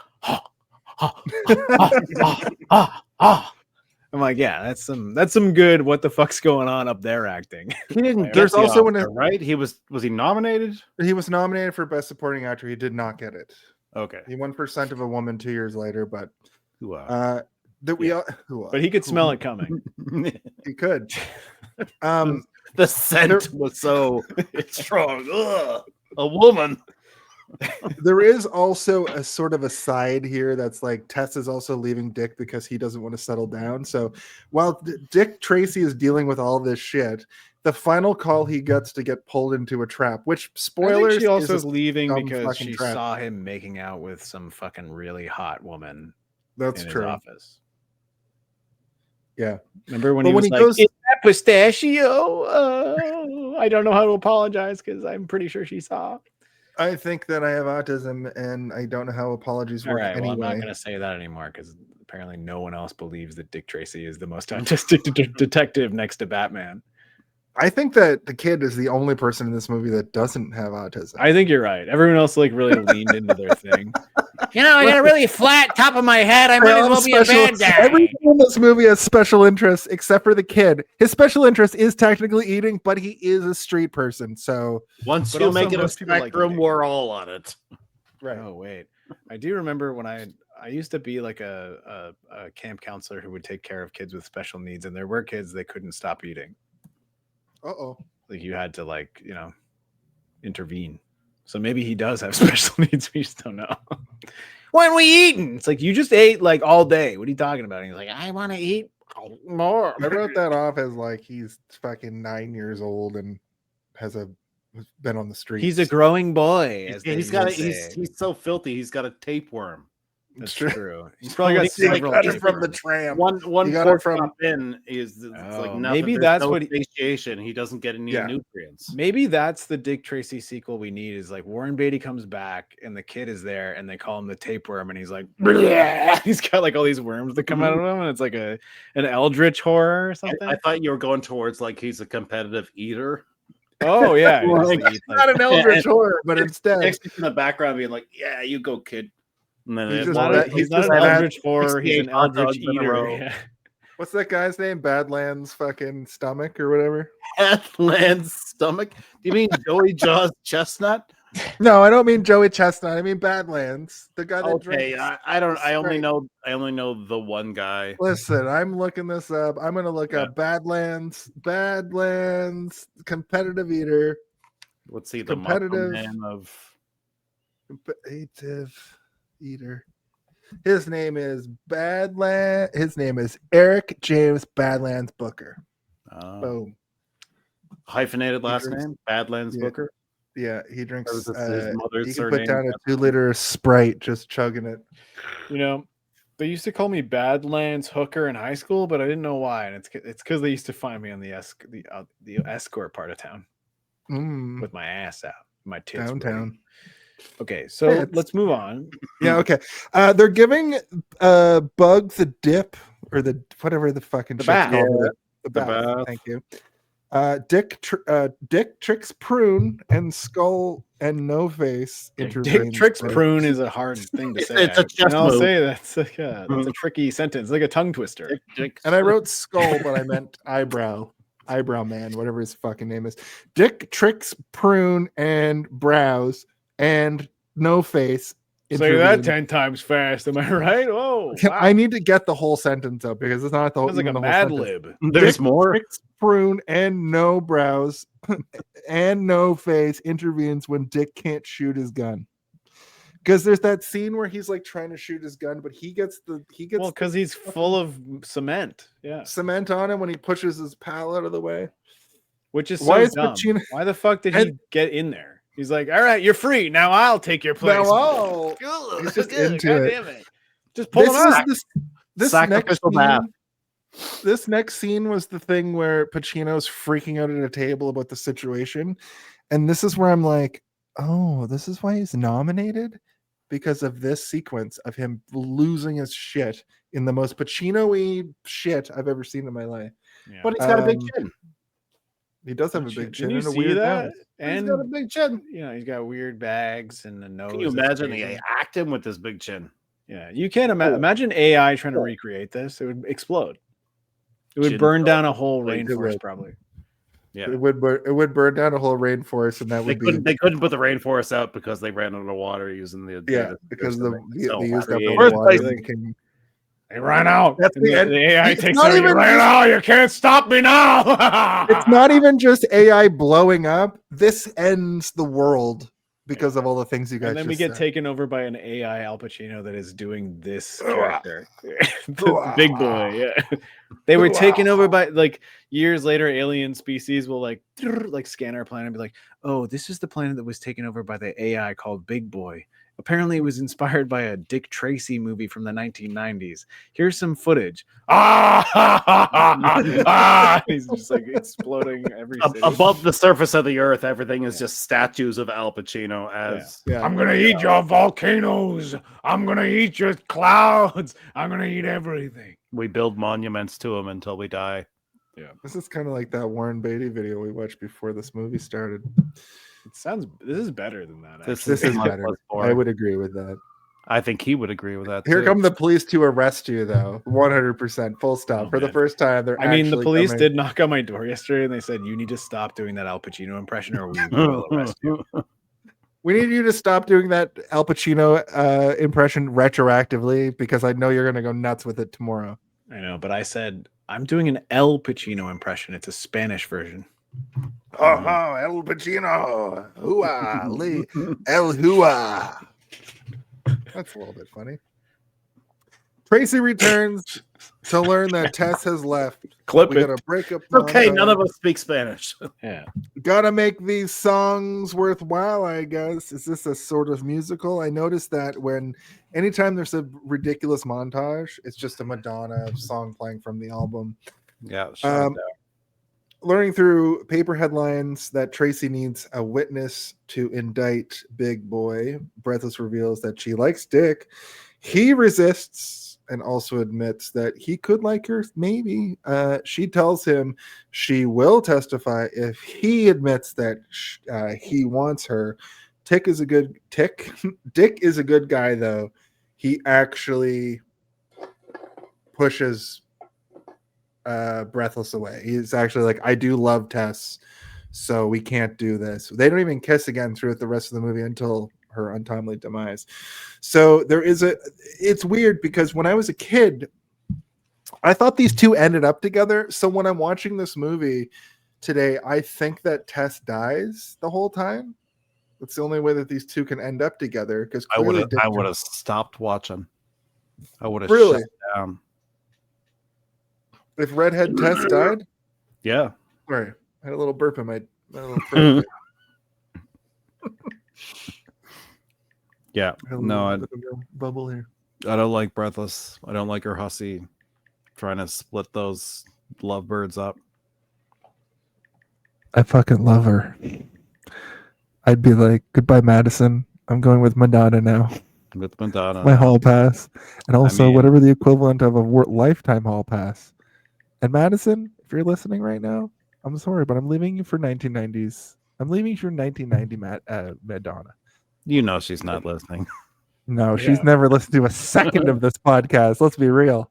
Also, I didn't want to tell you this, Jason, but I've been tinkering with a device, and I let Madison use it earlier, and she said, "I'm going to take this and go back in time and marry 1990s Madonna." And I think it might have already. You might want to go check your bedroom. She might be gone.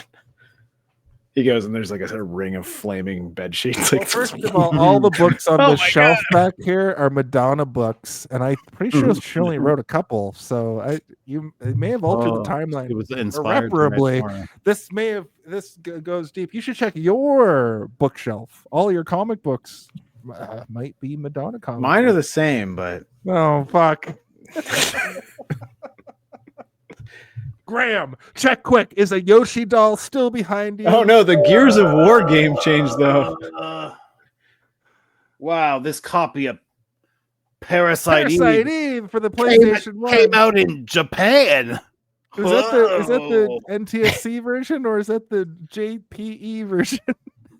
Well, Japanese was still NTSC, but Yeah, yes, that's- it was I a know, Japanese I one. know. This was for after. I'm going to show you my Japanese PlayStation 1 collection. Well, I would love to look at it. I love you. Yeah. More orphanage discussion. No Face checking out Dick's home. Mandy gets a person that can recreate Dick's handwriting to get Tess to a place. No Face gets her. Also, Tess sends a note to Dick to meet at the greenhouse. It's a trap. The orphanage woman is there to get the kid as Dick is like distracted by all of this stuff happening. Did we all think that this orphanage woman was a plant from the mobsters because the way she's shot and framed and everything about her? No. I thought it was the most stereotypical 90s version of I thought that she was like a fake. Like I thought that was going to be like a fake thing, and they're going to use the kid as well as like a because I like can see where your head went with that, but the way that all of the stuff you just said, I took as that's the most stereotypical way that they do the person coming from the orphanage, like in an 90s evil movies. orphanage woman. Like Yeah. she's like It's a hard knock. Yes. Life, steady kicking, beep beep boo. I thought it was going to be like Gross. a distraction, but I mean, you It's can't the have two Itcher. distractions. It's I Itch guess. Man. Unless dressed it's a in good wig. movie where you have two distractions, where one is your kidnapped girlfriend and one is your kidnapped kid that has been in this whole movie for no fucking reason, apparently, except to express your humanity because your character has no humanity at all. But Well, he rides around on car trunks and saves the day a couple of times. when does he save the day except for the basement?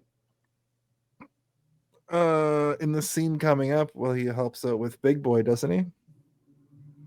No. Oh. Well, anyway, the orphanage woman's there to get the kid. Also, Dick is getting zonked by gases. No face, blank, whatever. Oh, I don't. Do you guys want me to do my voice again, where she's like, "Relax, it's you're suffering from hibernation sickness. Yate. I did like. Oh. I did like the Carbon is a hell of a green. drug. Yeah. I did like the greenhouse bit because they did that forced perspective thing with the gas, but it didn't line up with the. So okay, I know. It didn't line up with the feeling, but you're it made saying sense. forced perspective. It's not forced perspective. This is what they used to do. Is that okay? I'm going to explain it to you, Jason. I Sometimes I'm just stopped trying talking. to teach you. I didn't say any more words because you I'm tried listening. to. You tried to cut me off. I didn't. Forced perspective is when they film two things at forced perspective and it makes it look different and bigger, right? These are different. This is a Holy different- shit, that shoe is huge. Exactly. This shoe is way too big. They forced the perspective to make me think that shoe is big. But what they're doing here is they're taking two shots and they're sort of blending them over one another. So you can get one in extreme detail and another in extreme detail, one far away, one close, and they blend the two frames over top of each other. Sometimes they'll literally just tape it together. If you look at really old movies, you can see tape lines. Like that's when you see the shit moving. So like this is like I know you're talking about like the flowers in the foreground when he's like and she's like, you stinky bitch, you're falling asleep. Oh, okay. Well, Jason just doesn't care. Okay. Well, he's a stinky bitch. So what do you He mean? is a stinky bitch, isn't he? There he I goes. care and I am here. But that It's wasn't different than forced I was literally perspective. just listening. I'm just trying to explain the difference. You know, like sometimes we have these conversations off camera, sometimes we have them on camera. No, I know. But- I literally I stopped talking there because I wanted you. But to you can educate also me, see so when I like appreciate everything's that. when everything's blurry behind like his face when he's holding the walnuts, for example, and the doctor's in the background. He's like, "Did you get fingerprints off these walnuts?" And they're like, "No." And you can see the blur or whatever. It's different than forced perspective. Like, you know, like the Lord of the Rings movies when they use forced perspective in like a whole new way where they're like, we never even thought we could do this before. That's sort of a different version of this, where it's like it's two different shots overlaid on top of each other. Anyway, I just wanted to. Then there was a big shootout. There's all kinds of guns. Yeah. Sorry to jump ahead. It just. I mean, that's a good shootout. Approaching 3 hours here, and you Yeah, know, we we're not all living almost on done. Eastern Standard Time with your Right. unlimited nights. Look, I'm not allowed to bring up the time, but the guest absolutely is allowed to bring up the time. We get a scene of a kid in the orphanage eating slop, a Dick Imposter killing montage where Dick Imposter was absolutely my nickname in high school. they're gonna frame Dick. They murder. What would that even entail? They have Mandy Potemkin read some lines. The frame is in. They did it. Montage of Big Boy getting back in business, and ain't it grand? I love this scene because the song is great. So much money and crime. The thing that Kid really knows sucks Dick is that is this is the innocent. third montage, I think, or the fourth montage in the movie. It's the third or fourth montage. And it is maybe the best montage, but like the fact that there are so many montages, I already have montage fatigue, where I'm like, I can't see another one of these. Like, I know what the end result of this is. They're all gonna have money at the end, right? When it's like back in business, and then you see like one bag of money get poured out, you're like, I get it. Do you have your plug? Oh, I'm not ready. I'm still not ready. Well, you got the movie right though. I know. I got nothing. Okay, well. Goodbye. Have a good show. Bye. Don't push your wife's head like that. It's funny. Jason's Al Pacino is like, get out of here. Get out of here. Hoo-ah. All right, I have to whiz out my wiener, but I will say that this montage is the reason I hate it the most is because it's so far in line of 10 other montages. And Madison just asked from the bathroom, are they mad that you pushed me out of frame? yes. Oh yeah. Yes, we are. Oh, yeah. Okay, Steve's going to whiz out his wiener, and I'm going to push the plot of this movie forward. No Face has Tess. Dick Tracy being moved to county prison, but his boys bust him out. Dick goes to Mumbles, and Dick, they do this thing that's really interesting, where Mumbles has been mumbling the whole movie, obviously, and they recorded him earlier. And that affected him. He's like, you can't get me on tape doing this. But but what we heard was, but Dick Tracy's able to do this maneuver where he like slows the tape down by just like pushing on it slightly until it says, Big Boy did it. But then at the end of the scene, this guy is just like, yes, I'm Dustin Hoffman, and I say that Big Boy did it and was the one doing it all along. I'm Dustin Hoffman. Yeah, at this point in the movie, I just like, let's get to it. Yeah, me too. It's like, and I'm not saying that because of the time we're running right now, but yeah, despite the movie is really less than 2 hours. I think it's an hour and a half or something. It's an hour and 44 minutes, give or take. With it still feels too fucking long. And maybe it's because there's several montages that go on for way too long, or maybe it's because they put those montages in there to make the long ass scenes in between feel like they needed to be shorter. I don't really know. I think they put the montages in to make the songs for the Madonna album make sense, because the three big montages are just like her performing a song while things are happening. Absolutely. They need to perform it from beginning to end. You know, the song is this long, and so we need to make the 2 minutes and 30 seconds. The one thing that really bugs me about the montages, more than I can possibly explain to you guys, that would maybe make sense, is that like a lot of those seemed like he doesn't want to hear it. He doesn't even want to hear it. Oh God! Headphones on. I'm going to pee while you tell me all about it. So when they're going through these montages, it is just a song, right? And it cuts between, you know, car chases and machine gun moments, but then a lot of it is like him bursting into a room and he's talking like and then like it'll be like a guy on the radio talking. And I'm like, what the fuck are they saying? Like, I would rather hear what they're saying than hear what Madonna is singing, because I want to know, even though I can tell what's happening because the montage is stuff happening, I still want to know what they're saying. You're forced to be like, oh, I can't fucking read these lips. Yeah, you're like, did he say fuck you, you prune-faced asshole? And I'm like, oh, no, he called that guy an asshole face. I'm missing important plot points because I can't read lips fast enough. Fuck. The thing is that it's like, I wouldn't care about that as much if it was like more action-y and like it was more about what's happening in the sequence than him just bursting in a room and being like, for like 10 seconds of his mouth just yapping, where you're like, okay, well, why, what is this? And you realize that these montages were built around the song and not around the montage. The montage doesn't really matter. It's more about the song that matters. And it feels like you're watching like a shitty music video in the middle of a movie where you're like, I would rather hear what's going on with the radio guy being like, Dick Tracy, back again, back from the dead, blah, blah, blah. Like, you want to hear those kind of moments to get you hyped about what's happening. And not about like, yeah, dun, dun, dun, we're back again. It's like, yeah, we know you're back again, but I want to hear you screaming some stuff. Yeah, that feels like something you couldn't have realized upon first watch of the movie, but given the time or just the separation from it, you can see like, oh, they're playing out the song.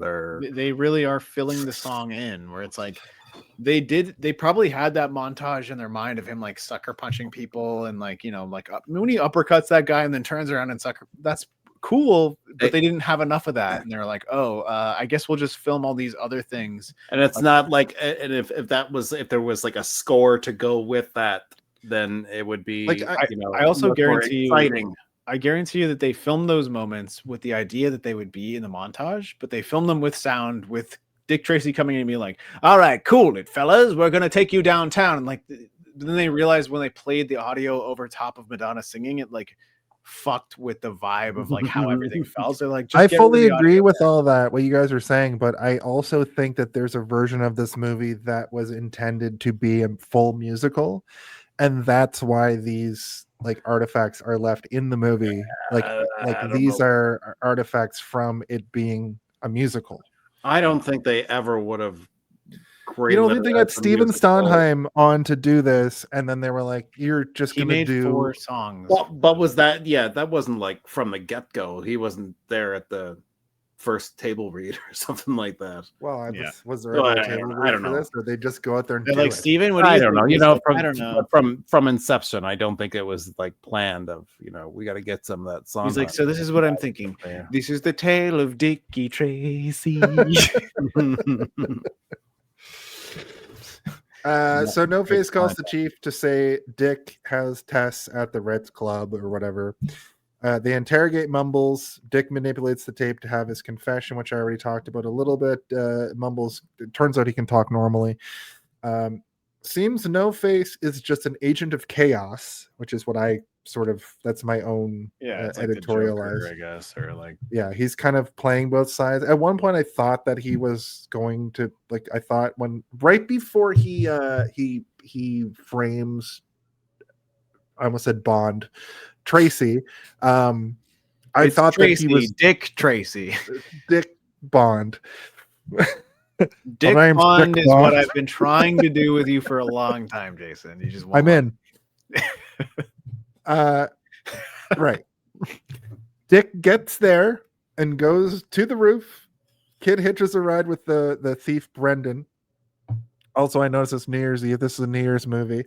Yeah, they kept saying Happy New Year at this point, where I was like, what? Okay, we get it. Like, you notice that they say it like 10 times in a row? It's almost like they're it feels like somebody watched this, like they sent it to, like, they bring it to like a, what do they call it, a test audience or whatever, and like people are like, why are there fireworks at the end? It's like, well, it's New Year's Eve. How the fuck are we supposed to know that? And it's like, well, okay, fine, we'll put fucking New Year's hats on every single person. Shouldn't it be snowing if it's New Year's Eve? And it's like, well, in your part of the country, but like in a lot of the places, it doesn't snow on New Year's Eve. Exactly. They see Tess from the roof. Flat Top and Big Boy find her as well. They're kind of set up by all of this because Agent of Chaos. Still weirdly into Flat Top, by the way. I'm still like, why is he so hot? Tracy does a literal Batman drop through the glass. Police are showing up. Dick is doing something with the weight and his buddy Sam. And then we turn out that the weight thing that he's doing, I already talked about this earlier, but it's like a seesaw jump maneuver. Listen, I knew what he was doing immediately, and I was like, because as soon as he starts breaking off the legs, I'm like, okay, what is he doing? And then he makes. I had no fucking idea what he was trying to do. And then when he's like, how much do you weigh? I'm like, oh, he's gonna get him to jump on it. And I absolutely I love this almost as much as like there's an earlier line that we didn't say where he says to Tess, he's like, can you watch him? And then she says, watch him do what? Which again also made me be like, autism. Autism. Watch him do what? But this moment, actually the one downside of My Cousin Vinny I didn't like is every joke in that movie is sort of like a misunderstanding. I don't know how long it's been since he saw that, but anyway, I digress. Like when do you mean when he's got his crazy accent and the judge is just like two Utes? Yes, but no, the whole thing is predicated on them not explaining the situation to Ralph Macchio. And then eventually they're like, we're being put in jail for what? And the movie's been going on for a half hour. Right. Yeah. But thank you. Because of a misunderstanding. Steven, sorry to cut you off. I'm singing. So the reason that I thought this was very funny is because he's like, what's your weight? And he's like, I don't know, 190, 195. And then he's like, all right. And he's like, so which one is it? And he goes, 210. And then he's 210. like shot of the notebook, and he scratches out both numbers, and you're like, okay, that's funny. That's a funny little joke. gag. Yeah. And then he does like the you jump and I'll get shot through the window, which is, it's a fun gag, but at the same time, like that can't be your one Batman gimmick for like a movie where you're already trying to be a Batman character, right? Batman Dickman falling through the window in the exact same way that Batman falls through a fucking skylight in every Batman movie. That's what I really glommed onto here. Before Dickman? this, You glommed onto Dickman, you I pervert. glommed onto Dickman. I'm a pervert. Big Boy is trying to escape during all of this with Tess. The wait and see saw counter nonsense. He goes across the building and down. I do like this during this whole part that he's like, we didn't kidnap you. I just want to make that clear. It wasn't us. Like he keeps over and over and like telling her, like, that's true. He doesn't stop the entire time. Even like at the end of the movie, He when ties Tess to that cog and he's like, this is all your fault. I didn't But do again, it. I didn't do this to you. It was everyone else except me. That's a very funny, like it's almost like the opposite of the Joker, where the Joker is like, I'm doing this out of fun. He's like, I'm doing this because I really feel like I need to, but I don't know why. Yeah. But I'm gonna do it anyway because I feel like I need to. It's like the Joker doesn't understand why he's the Joker. The Big Boy Caprice is if the Joker didn't understand why he's the Joker, but he has all the same characteristics. Or like he knew the Jokery things that he had to do to become the Joker, but he's like, I'm not fully willing to do these, but I'm gonna do them anyway. And then if anybody catches me, I can be like, it wasn't me.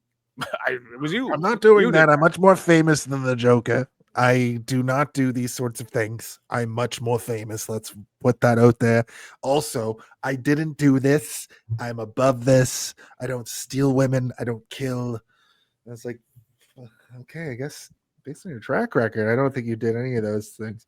I wonder if there's And ever then right after that, when Dick is up there, he's telling him like, oh, she's gonna get crushed up. She's got her pretty little face is gonna get all smashed. And You hear that can? That can is being crushed just like her pretty skull will get crushed, and her little tiny ears and her beautiful red hair. yes. Well, right before that, though, I do like how actiony this movie gets. Because when he comes down off the roof, we get a massive shootout. He kills Itchy. He fucking kills and Poochie and Scratchy and Poochie. They're all dead. On the way back to their home planet. Yep. Yeah. Breathless wishes Tracy well and Dick on his final descent to save Tess. This Tess is one of and those Big moments Boy where on I'm a like, track. if he ever wanted to make another Dick Tracy movie, he just blew away every single weird-faced villain that he had at his disposal. Maybe this is why Warren Beatty was like, I can't figure out how to make a new one because I killed everybody. What am I supposed to make a new weirdo? No, Warren, you can get some new mutants. No, Yeah, all the good ones there's have gotta been be more wrinkled weird ideas head, for wrinkled faces. head, I blew my way out of blowface or whatever. They're all dead. He's like, I'll do a movie. It's called Bulworth. That's my James Bond sequel. I got Maya the rapper. She'll look great in 2025. Bullfinger sounds like Bullfinger. a weird Dick Tracy villain. Yeah, he's got a big finger and he points with it. I also like when he's like, I like Tracy. We had a meeting earlier, and he's like, but he's like stuffing money in his pockets, but he's also stuffing money in all her pockets. And he's like, come with me, come with me. and he like takes her into the wine cellar or whatever. And he's like, this is embarrassing and awkward and weird. and then he like sticks that thing. He's like hammering it in place. I'm like, this is maybe why he got the Oscar right here. Right The before nom. Nod. No, it's not a Right nod. It's a before- nom. A nom. He was nominated. Oh, that's right. right before all of this, there's a really cool scene where Dick Tracy turns and The longer we do this, the more I think you're wearing a fez and not a pin. I wish. I thought it was a fez a couple times. So to my Like you're about to be like, Indy, you old bandit. I've been looking to make a statement, appropriate something here or there. about appropriating is how justice, crime doesn't Yep. pay or whatever. all of it. All of what you just said is the truth. Speaking of that, I do like it when James Bond, the star of this movie, turns and everything behind him explodes, and then he kills Flat Top. Yeah, it's a good. like that. It's the lighting is really cool here. It is Yeah. very comic booky. This is something that you Very put good in. action. This is like a music video moment where everything is just exploding and like he looks cool. Everything looks pretty cool. And this guy, no concern about his own safety. All he knows is that this Tommy Good He and me are bopped his one right head off now, a and we're fucking gonna kill everybody. Lamppost. This whole sequence has like the highest bullets per minute Yeah, of any movie going up to this point. it's one of those movies that if you even for a moment question how much ammunition he has left, the movie just tells you to go fuck yourself. The movie's Yeah, like, it's a fuck Tommy you. gun, so Fuck nobody you. knows how Tommy guns work. Yeah. I like Flat that Top as is basically just like a video game villain who's a Yeah. bullet sponge. He's in the Yeah. car. They shoot through the car like 1,000 times. Then he gets out and he's fine and takes another. You know, from what I know Several about magazines. Kojima, like the creator, like I'm surprised there isn't a flat top in like a Metal Gear Solid game or something. You know, like but he's called Top Flat. yeah, he's just got a big flat jaw, like Mhm. there's top flat. Yeah, Howard the Could Duck, also yeah. be a Kojima Howard character. the Dick. I want Kojima's Dick Tracy as a video game. Actually, now that I think about it, I had one of yeah. those moments where a bunch Yeah. of synapses. It's 200 fucking- hours long. I and- think Yeah. if you floated that to him, he'd probably cancel whatever he's doing and just be It's like, a JRPG and Right. also a farming sim and also a fucking. It's And still also also he a somehow gets career Warren- sim. it'd be like a and he would Lyric somehow- and Madonna's tits simulator for one Yeah. level. It would Yeah. just be like every time she turns around, you're using the controller to try to sneak peeks Yeah. because you know But we that's also Kojima, baby. We also know that he would somehow get Warren Beatty Yeah, to maybe. get on board and be in it. Like Warren Beatty would be in the game. Yeah. Like full mocap and everything. 85-year-old. He got George Miller to be in Death Stranding too. I think that he could convince That's Warren a good Beatty point. Yeah. That's a good point. They make it to the bridge. There's fireworks. There's super bad ADR this whole time. I don't know if you guys noticed Al Pacino's ADR throughout this movie and also this last sequence. Well, this is also his best ADR though, when he's like, they think I'm kidnapping you, which I didn't, but I am kidnapping you now. So let's go. and he's like, just like, And I wrote a note here that says it's really dick time. Big Boy Did is you guys, ranting. were you guys when you in guys pu- were watching this? Did you notice the honk noises? Like that's Yeah. what's supposed to be telling you what's going on. Because Didn't really take it that way. the honk, like you hear the ship noise, and that's why Dick Tracy turns around, and then the whole time when he's like, All right, so what? I'm not touching your breasts. I am touching your ass, but I'm not purposely touching any of it. and they're like going down the little hallway, and you hear honk honk, and that is what Dick Tracy is using to tell himself what to do. I That's thought how he he was knew just where to looking go. at them running down there. Running down where? In the underground tunnel that He's he can't get standing into? here. They go through the tunnel and come out at the docks, and he just looks down and sees them running because that That's literally not- happens. That's not what happens. It is. No, it's not. Was that just for the audience to see where they're running? Because I'm pretty sure he just You looks see- over and That's after he's already left the building and followed them for extended period of time. I see what you're saying now. Sorry. The reason he turns around is he's trying to get through. Remember when he blocks the thing? He's like, "This is embarrassing," and he's like, and he like makes the wine rack thing unable. Whatever. Who gives a shit? It's fine. This movie's dumb. You're right. Yeah. So Like, Big trying to Boy is explain it, rant. I'm like, yeah, whatever. Listen, I'll make it dumber. Big Boy is ranting in poetry and philosophy as he ties Tess to a clock cog. Dick makes it in. We get a final battle with Big Boy. But I don't think we ever talked about this even once. The entire movie is that he keeps misquoting founding fathers and Nietzsche. philosophers. Yes. Yes. He The whole loves movie, misquoting Jefferson. Nietzsche. He's like Benjamin Franklin. where he'll be like, Lincoln. Like he'll just say stuff, but like, Is he he'll- Michael Scott? Is this Michael Scott as a villain? I think that this is the inspo for Michael Scott, which is also like Warren Beatty maybe was the king of the Dick or whatever, the King Dick. He's putting a timer on for 10 minutes. I don't know what that means. Yeah, we can get out of here in 10 minutes. Well, we can't because we still need to do our other things. But we get the final battle with Big Boy. No Face shows up. No Face wants to run the city with Tracy and have Tracy kill Big Boy. Kid with the save, as I mentioned earlier. Big Boy shoots No Face, and bad mannequin falls into the darkness. The mannequin that falls into the darkness is comically bad, even by 1990 standards. I don't know. I thought it was okay. Yeah. I mean, it was on part with like Luke Skywalker at the end of Empire. No Face was breathless all along. What a twist. They kiss, and I was like, what the fuck? So this is the part where I was like, oh, I understand. So like I forgot like 100% of this movie all the way up until almost this point where I was like, he died? The bad guy died, but he's the bad guy. And then I was like, wait a minute. I'm pretty sure it's a twist. And then I'm like, oh, it's gonna be fucking Madonna. And then for some reason my brain went just like a lightning hit me in the back of the head. And I was like, it's Madonna, you dumbass. And I was like, oh right, yes. I forgot about that. And a that. Madonna action story figure was never resolved. Yeah. Realize it. And it's so dumb, Anyway. and it doesn't really make any sense at all. Like, why'd she do it? There's no incentive for her. She to just do it, wanted Dick Tracy all to herself. That is the whole point of this entire movie. which is She gross. just met James Bond, Dick Tracy, James Dickey, yeah.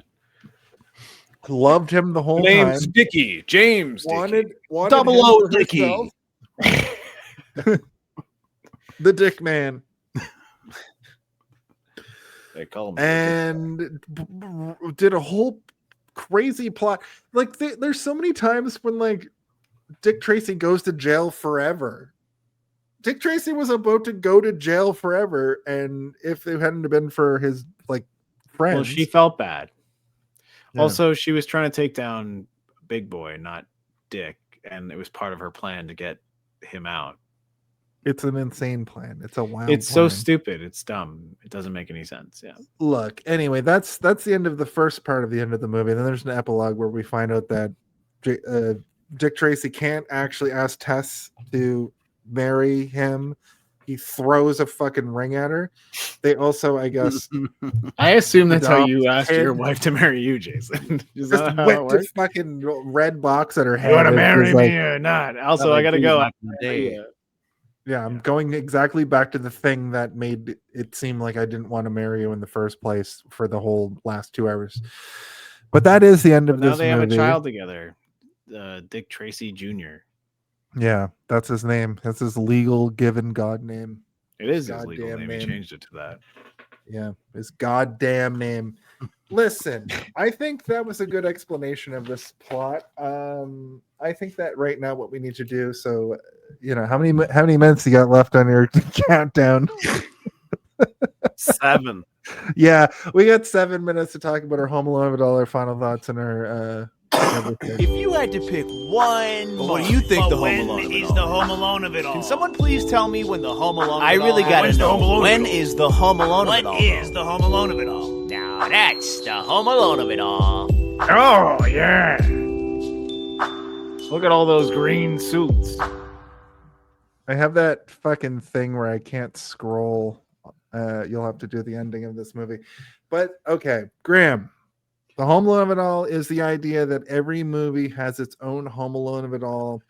It comes from the movie Home Alone, where in the movie Home Alone, we're all there to see Kevin McAllister slap down the blueprint. And when he starts assassinating wet bandits, that's kind of what we're there to see. So every movie we've gleaned has a Home Alone. You remember of it when all. Kevin McAllister says, "Smile, motherfucker," and he shoots Marv in the head with a sniper Yeah. rifle? Yeah. Yeah. Yippee-ki-yay, etc. Yeah. Yippee-ki-yay, bitch. That's the quote. So there's that element of it, but also we need your final thought on this film and also a rating if you have one. Yeah, I'm also going to leave and come back. I'll be right back. God. definitely feels like a movie of its time. And one that really probably, if it was going to endure the test of time and have a legacy, those toys should have been more popular, I guess. Or that is to say, they spent so much on advertising, but this property, this IP, never really latched on to anything. Nobody ever says, oh, what do you... or anyone really, yeah. Cosplaying as Dick Tracy. I'm cosplaying as Prune Face. There's really no... Like, what's the lasting legacy of this motherfucker? I don't know. But, I mean, the most enjoyable parts of it, I guess... I mean, for me, the most enjoyable parts are just the freaks and... I guess it's the whole production design. You get the freaks, you get the crazy matte paintings and can you say freaks again? Design freaks.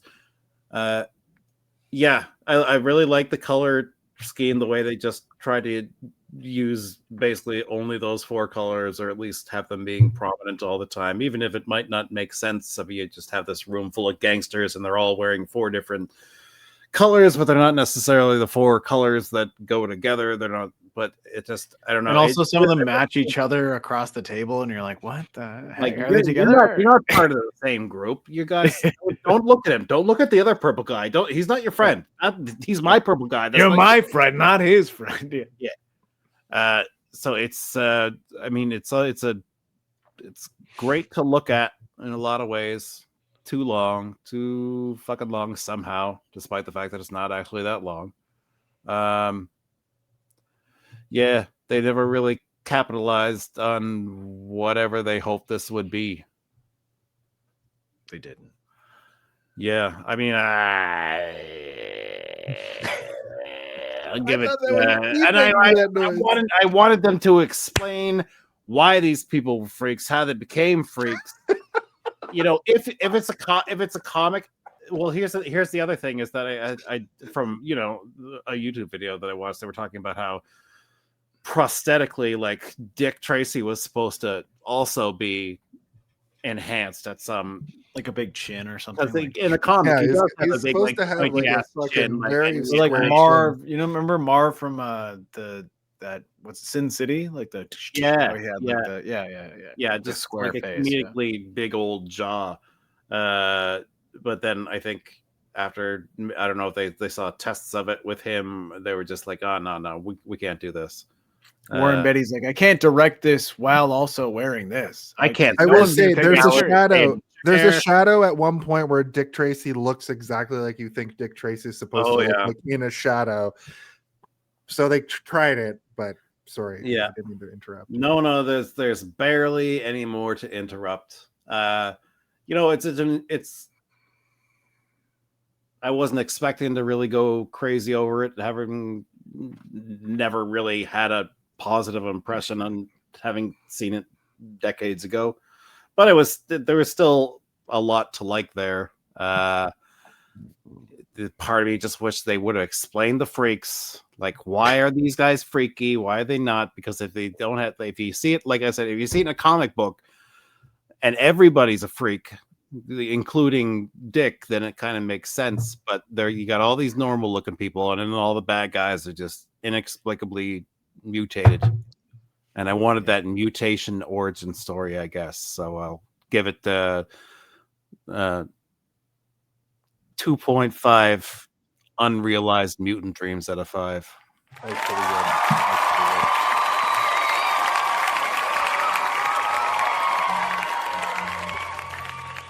Graeme, please come back and be on this show so many times. Yeah, you're the first person to say dick freak on this show, and that's what they used to call me in high school.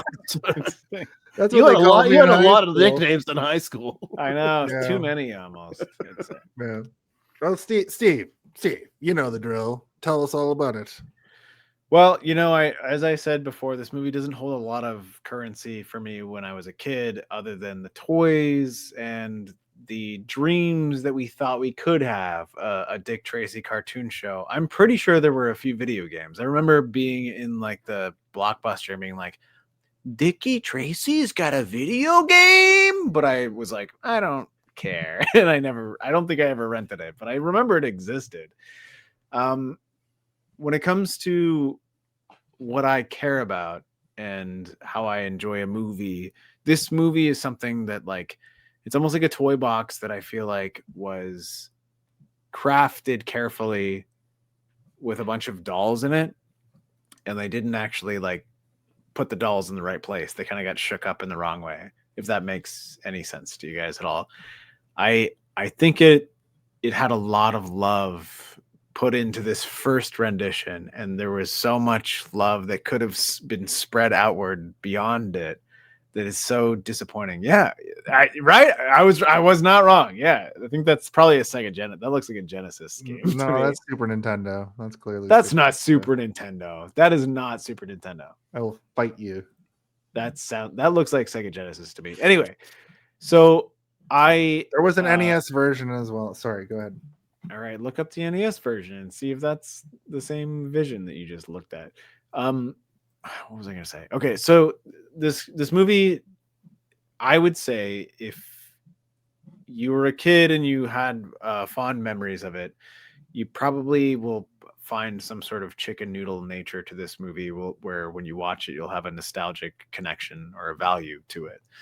But if you're an adult who's never seen it, you might appreciate it for the visual aesthetic, what they were trying to do when it comes to like an interesting way to tell a story between a hopeless and absolutely bereft of emotion man versus two women who both want to love him, I guess. I don't know, but like nothing there really worked. Casanova.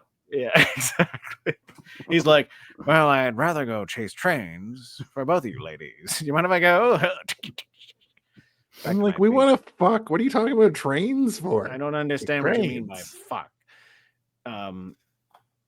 But yeah, it's not bad. I mean, it's not great. It's not even good, I would say, but it's not bad. Like, I would watch it if you're into this aesthetic, and if you want to see something that feels like a Tim Burton movie that wasn't made by Tim Burton, but you know, you'll get the vibe. I am disappointed that it didn't spawn something that could be Beetlejuice adjacent or even anything adjacent, but you know, I guess this is the reason we have things like Sin City and the Shadow and even the Rocketeer kind of like vibes with this sort of energy. There's a lot of movies that seem or are based on 1930s comics that they tried to get out in the 90s and early 2000s that work with what this movie was trying to do, but this movie never went beyond its own means, which is weird because it made a lot of money. If I had to give it a rating, I'd give it Fish Lips.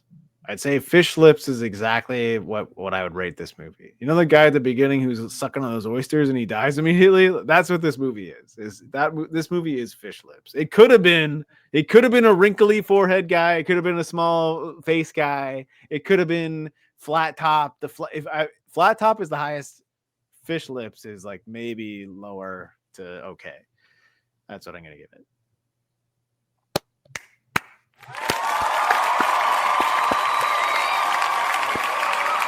Maybe if we ever revisit this, we can do a ranking of the freaks.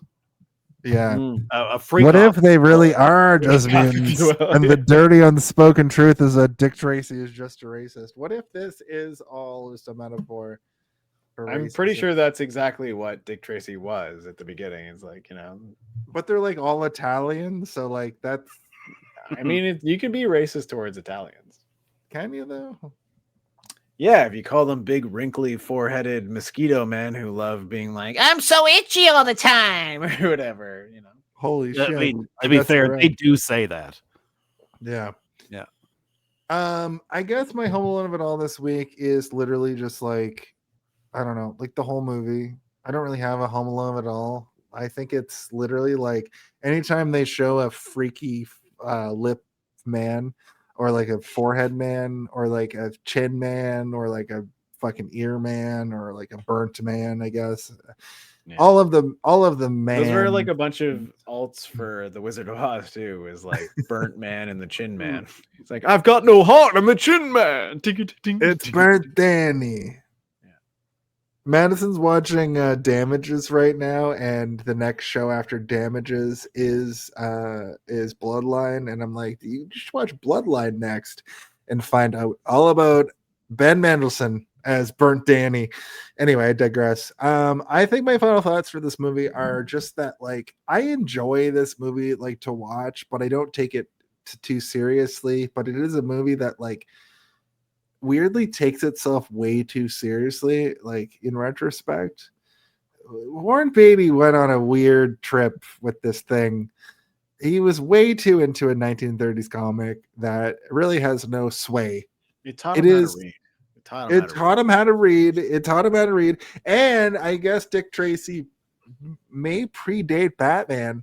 So yeah, by Batman like 7 or 8 years, yeah. Batman may be a ripoff of Dick Tracy, so Batman Returns is a ripoff of Dick Tracy, the movie. Nope, I'm not saying all of that is fact. I'm making jokes. It's not fact. It's just for fun. It's just for fun. But I had a good time watching it. It was interesting to like relive my childhood in a lot of ways. It was interesting to see where all the action figures came from. I don't think I ever watched this movie as a kid. I think even though I said all that stuff in my brief history, because this movie is so crazy. This movie is so fucking weird and has the best prosthetics, I think, ever, and the best cast ever, to the worst like movie and screenplay ever, to the best cinematography ever, to the worst pacing ever. You know what I mean? Like, there's a lot of goods and bads. Yeah. At the end of the day, I give this a 4 out of 5, which I know is comically good, but I also have to give it all of that because of the pink roads. That's a reference to the bullshit that we watched earlier tonight. But I do think this is a 4 out of 5 because of how absurdly grandiose it is. Grandiose? Grandiose. Yeah, what the fuck did you just say? Did you say grandiose? Grandiose. Grandiose, my friend. It's pronounced grandiose. If I had to give this an actual rating, I'd give this a gangster named Movie. And his head is shaped like a big TV. And his little thing is that his head is too heavy because it's an old CRT and he falls over a lot.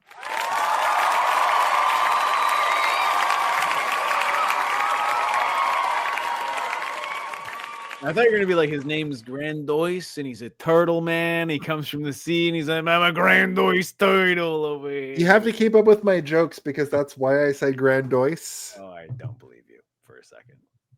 No, that's exactly why I said it like that. Oh, I see. At any rate, so this has been the show. We have to talk about plugs before we get out of here. I'm sorry, Graeme. Plugs? That's okay. All right, let me just plug this in right here and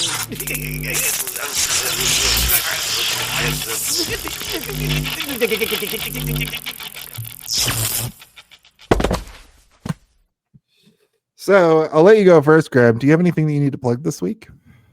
Nope. Nope. All right. Well, thank you for coming on. You're welcome back every single time. I'd like to have you here every week.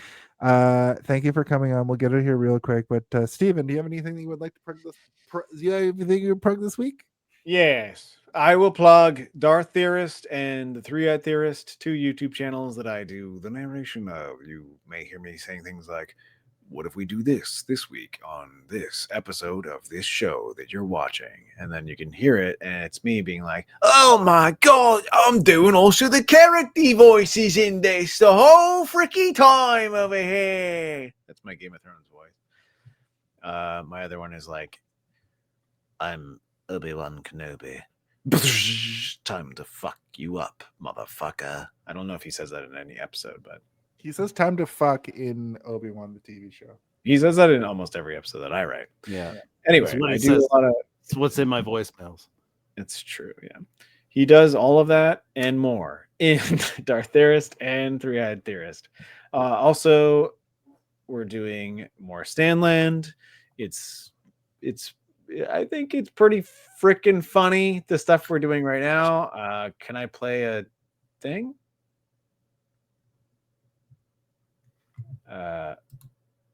Is it here? Oh. Is it not there? I don't think it's here. It's okay. We don't have to play it.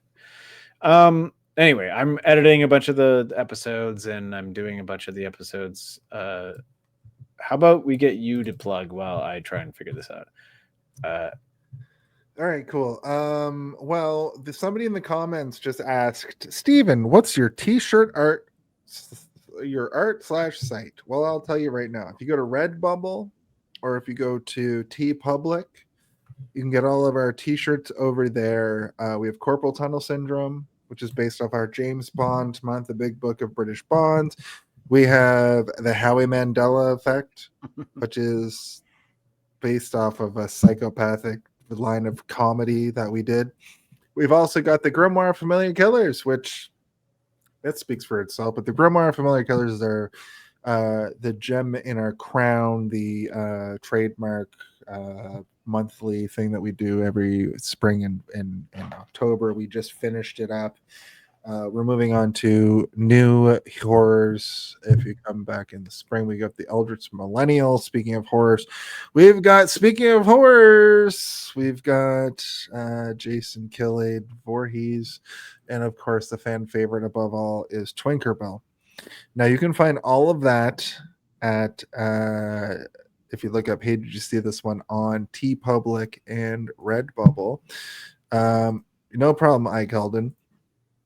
I'd also like to let everybody know that Super Kicked is done for the year for me being an announcer there. I think they have a show coming on the 13th of December at Super Kick Studios, but this is not set in stone. But I am the announcer for Super Kicked Wrestling here in Toronto. And I would like to actually promote this very podcast. It comes out every single week on Thursday at 8 p.m. Eastern here on Facebook, YouTube, and Twitch. Twitch primarily. Through the end of the year, we're going to be finishing out this month. We have some surprises for December as well. And then into January, we're going to be deciding what the new director that we cover is. So look out for all of that. Steven, did you get your I did. So I don't know if I'm allowed to show this, but I'm going to show it anyway. So within the world of Zingia, there are fake commercials for things that don't exist, and I'm going to play one now. And if I get in trouble, then you know what? John Hamm can come eat my ass, and I'd pay for the privilege. So here we go. From Rimplepool Media Conglomerates Incorporated LLC, it's The Living Room with me, Barkbeard, a reclining chair. And me, Wide Roots, a coffee table. We used to be talking trees of the merry fun forest before the axe came down. Uh-oh. Now, we're part of a living room set. Living room set say heyo. Heyo. We invite famous Zingians over to have a seat and chit-chat. Like in our most recent ep. Excuse me, I'm Thud, the Troll Prince. Is this the living room? I'm here for an interview. Welcome. I normally tell people to have a seat, but we hadn't accounted for your size. A seat would be wonderful. So tired. Thank you. No! Wait! Oh, so sorry. I'm getting up now. Watch it! You're backing into... No! Oh, I'm so sorry. Join us for the living room from Rimplepool Media. So that's one commercial. That's great. Was that Rhea Seahorn in that sketch there? I don't know who it was. You'll have Anyway, to tune in to find out. Rhea Seahorn is in the actual Stanland show. I want to also promote, and I know I'm not part of it, but Pluribus is going to be the next shit. It's so fucking good 2 episodes in, and it's so well written and so well cinematography that I can't I'm addicted to it from 2 episodes. This comes out tomorrow night, And Rhea Seehorn is part of Stanland, and Rhea Seehorn was on Better Call Saul. So, Pluribus, yes. Ike Keldon, this is what I'm talking about. Vince Gilly can't go wrong. Vince Gilly can't go wrong. Vince Gilligan might be the best to ever do it. I would say X-Files to fucking Breaking Bad to Better Call Saul to the Smooth thing. All right, I got one more thing to play. I'm sorry. Keep in mind, we are live. Okay, I won't play I played the wrong thing just then. I didn't mean to. Keep in mind. Oh my god, too many. Hold on. Teaser. Zangia teaser. I think this is the right one. Oh my god, there's too much stuff. There's too many noises on our thing.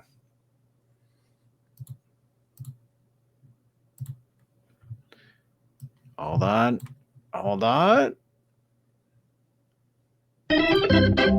That's what I just played. Okay, never mind. I won't do it. Well, at the end of this here where we are at now, there's just one question that needs to be asked each and every week. Graeme, could you ask us for it right now? I wanted to do some kind of old-timey thing, but I got nothing. Oh wait, I did find it. Sorry. I should have spoken sooner. Yeah, you shouldn't have done your werewolf voice. Hold on, vampire. This podcast has been brought to you by the Sonar Network. Sonar. Does this look like I have no eyes? No. It looks like your hat is lower. We know where your eyes are. Yeah, we know where your eyes are at. Anyway. Okay. Well, so what did you want to say, Prune Tracy? I'm Prune Tracy. There's just one question. There's one question that needs to be asked each and every week. Hey, did y'all see that one?